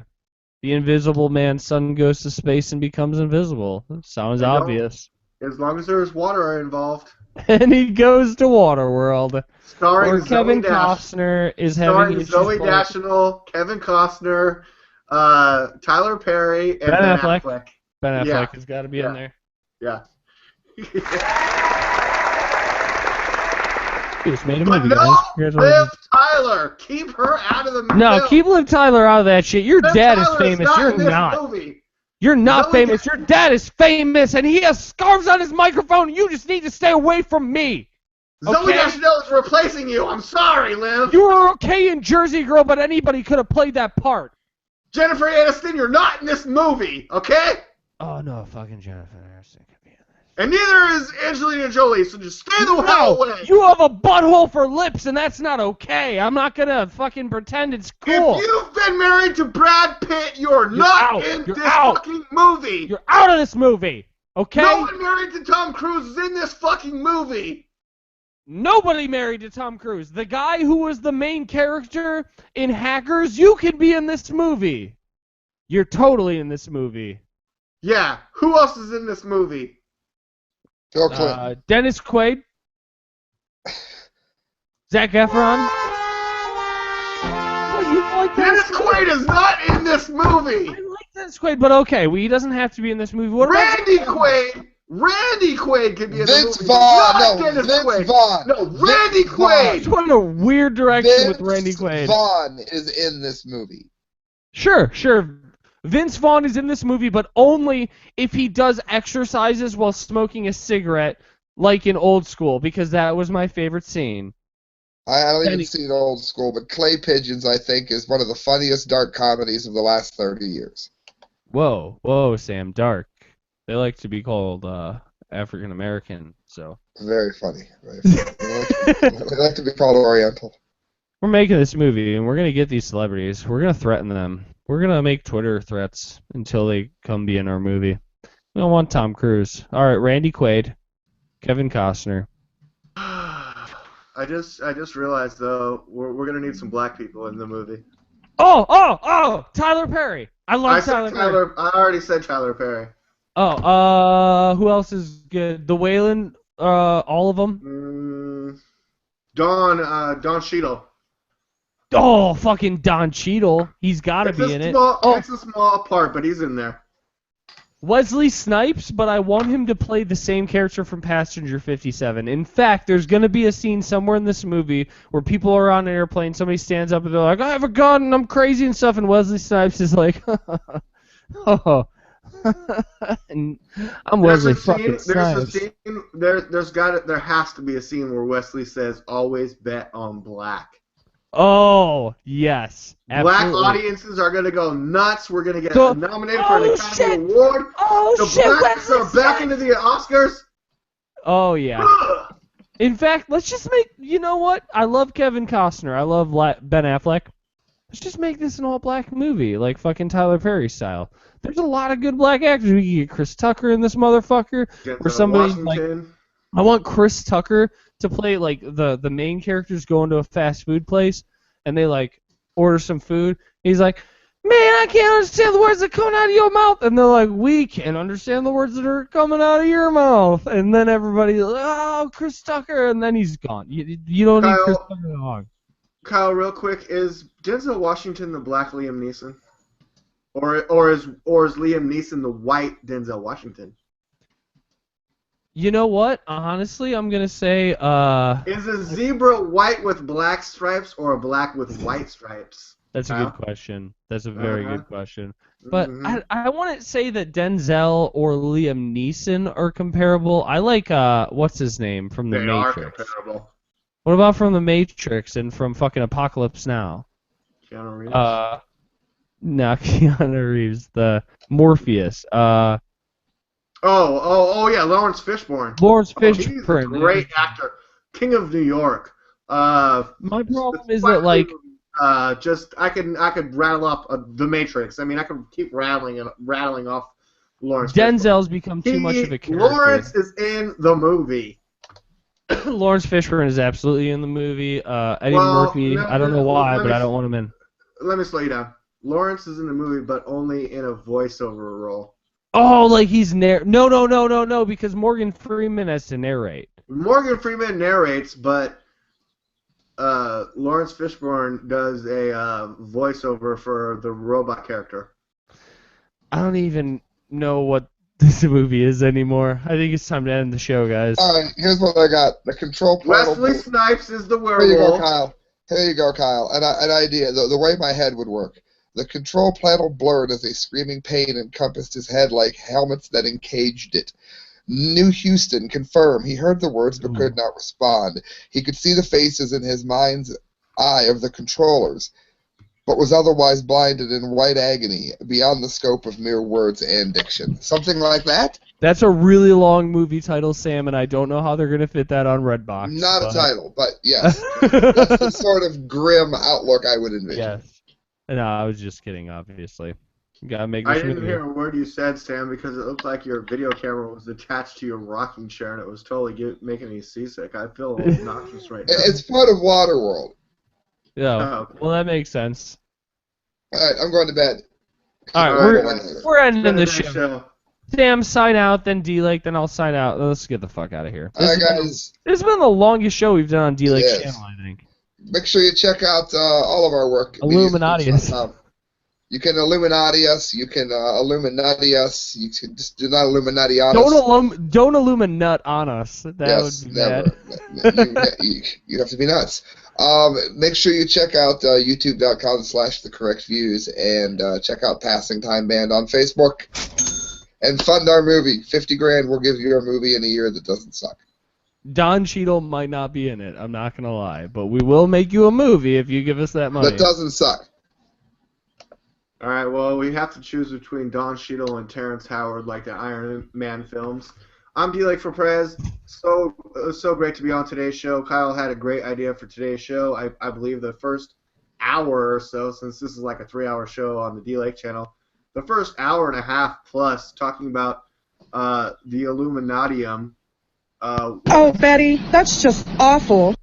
It was great radio. And wrapping up in conclusion, I think if I had one more actor to add to our movie, it would be... Wait, Kevin Costner's already in it. What about... Obviously. What about... Danny DeVito. I need Jake Gyllenhaal in this bitch. I always pick Danny DeVito. Oh, Jake Gyllenhaal does decent though. I'll let him in. You know what?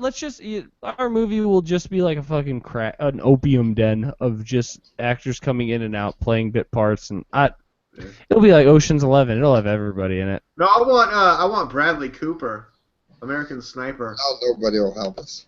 I'm not going to see American Sniper because as much as I disagree with Jesse Ventura's choice to continue suing after he died, I'm still not a fan of Chris Kyle. Yeah, I'm not a big fan. I haven't seen the movie. I don't know what my desire to Megan see said it she's going to see it without me because I said she's like, we need to see this movie. And I was like, I'm not going to see that movie because I don't like Chris Kyle. And she was like, well, I'm going to see it without you. Apparently Bradley added on like 40 pounds of muscle without steroids, according to him, on the Howard Stern show.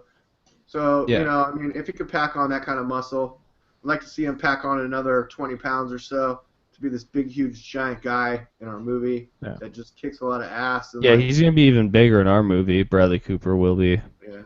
Yeah, that's what's so great about it because, like, they're like, oh, you remember how huge he got for American Sniper? He got even fucking bigger for the Media Speaks movie, and it looks great. By the way, Megan was like, she said to me, she's like, well, if you don't want to see that movie, I'm going to go see it without you. And I was like, well, you know what I'm going to do? Well, you're going and seeing this movie that I don't want to see with Bradley Cooper about Chris Kyle, I'm going to jerk off to black lesbian porn. That's what I said to her. And you're not going to be able to do anything about it. And the whole time that I'm doing it, I'm going to turn your picture down on the nightstand. And that's what's going to happen. So sweet. Okay, well, just in closing, I'd like to give it up to black lesbo porn. Yeah, definitely.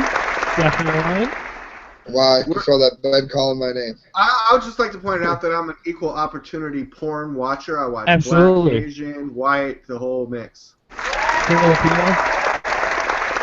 Big fan of Canadian. Hey. Alright.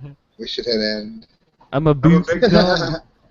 Sam's a big fan of audio fellatio. Oh, Sam, you want me to end this show right here? I'm the ultimate bendy person, yeah?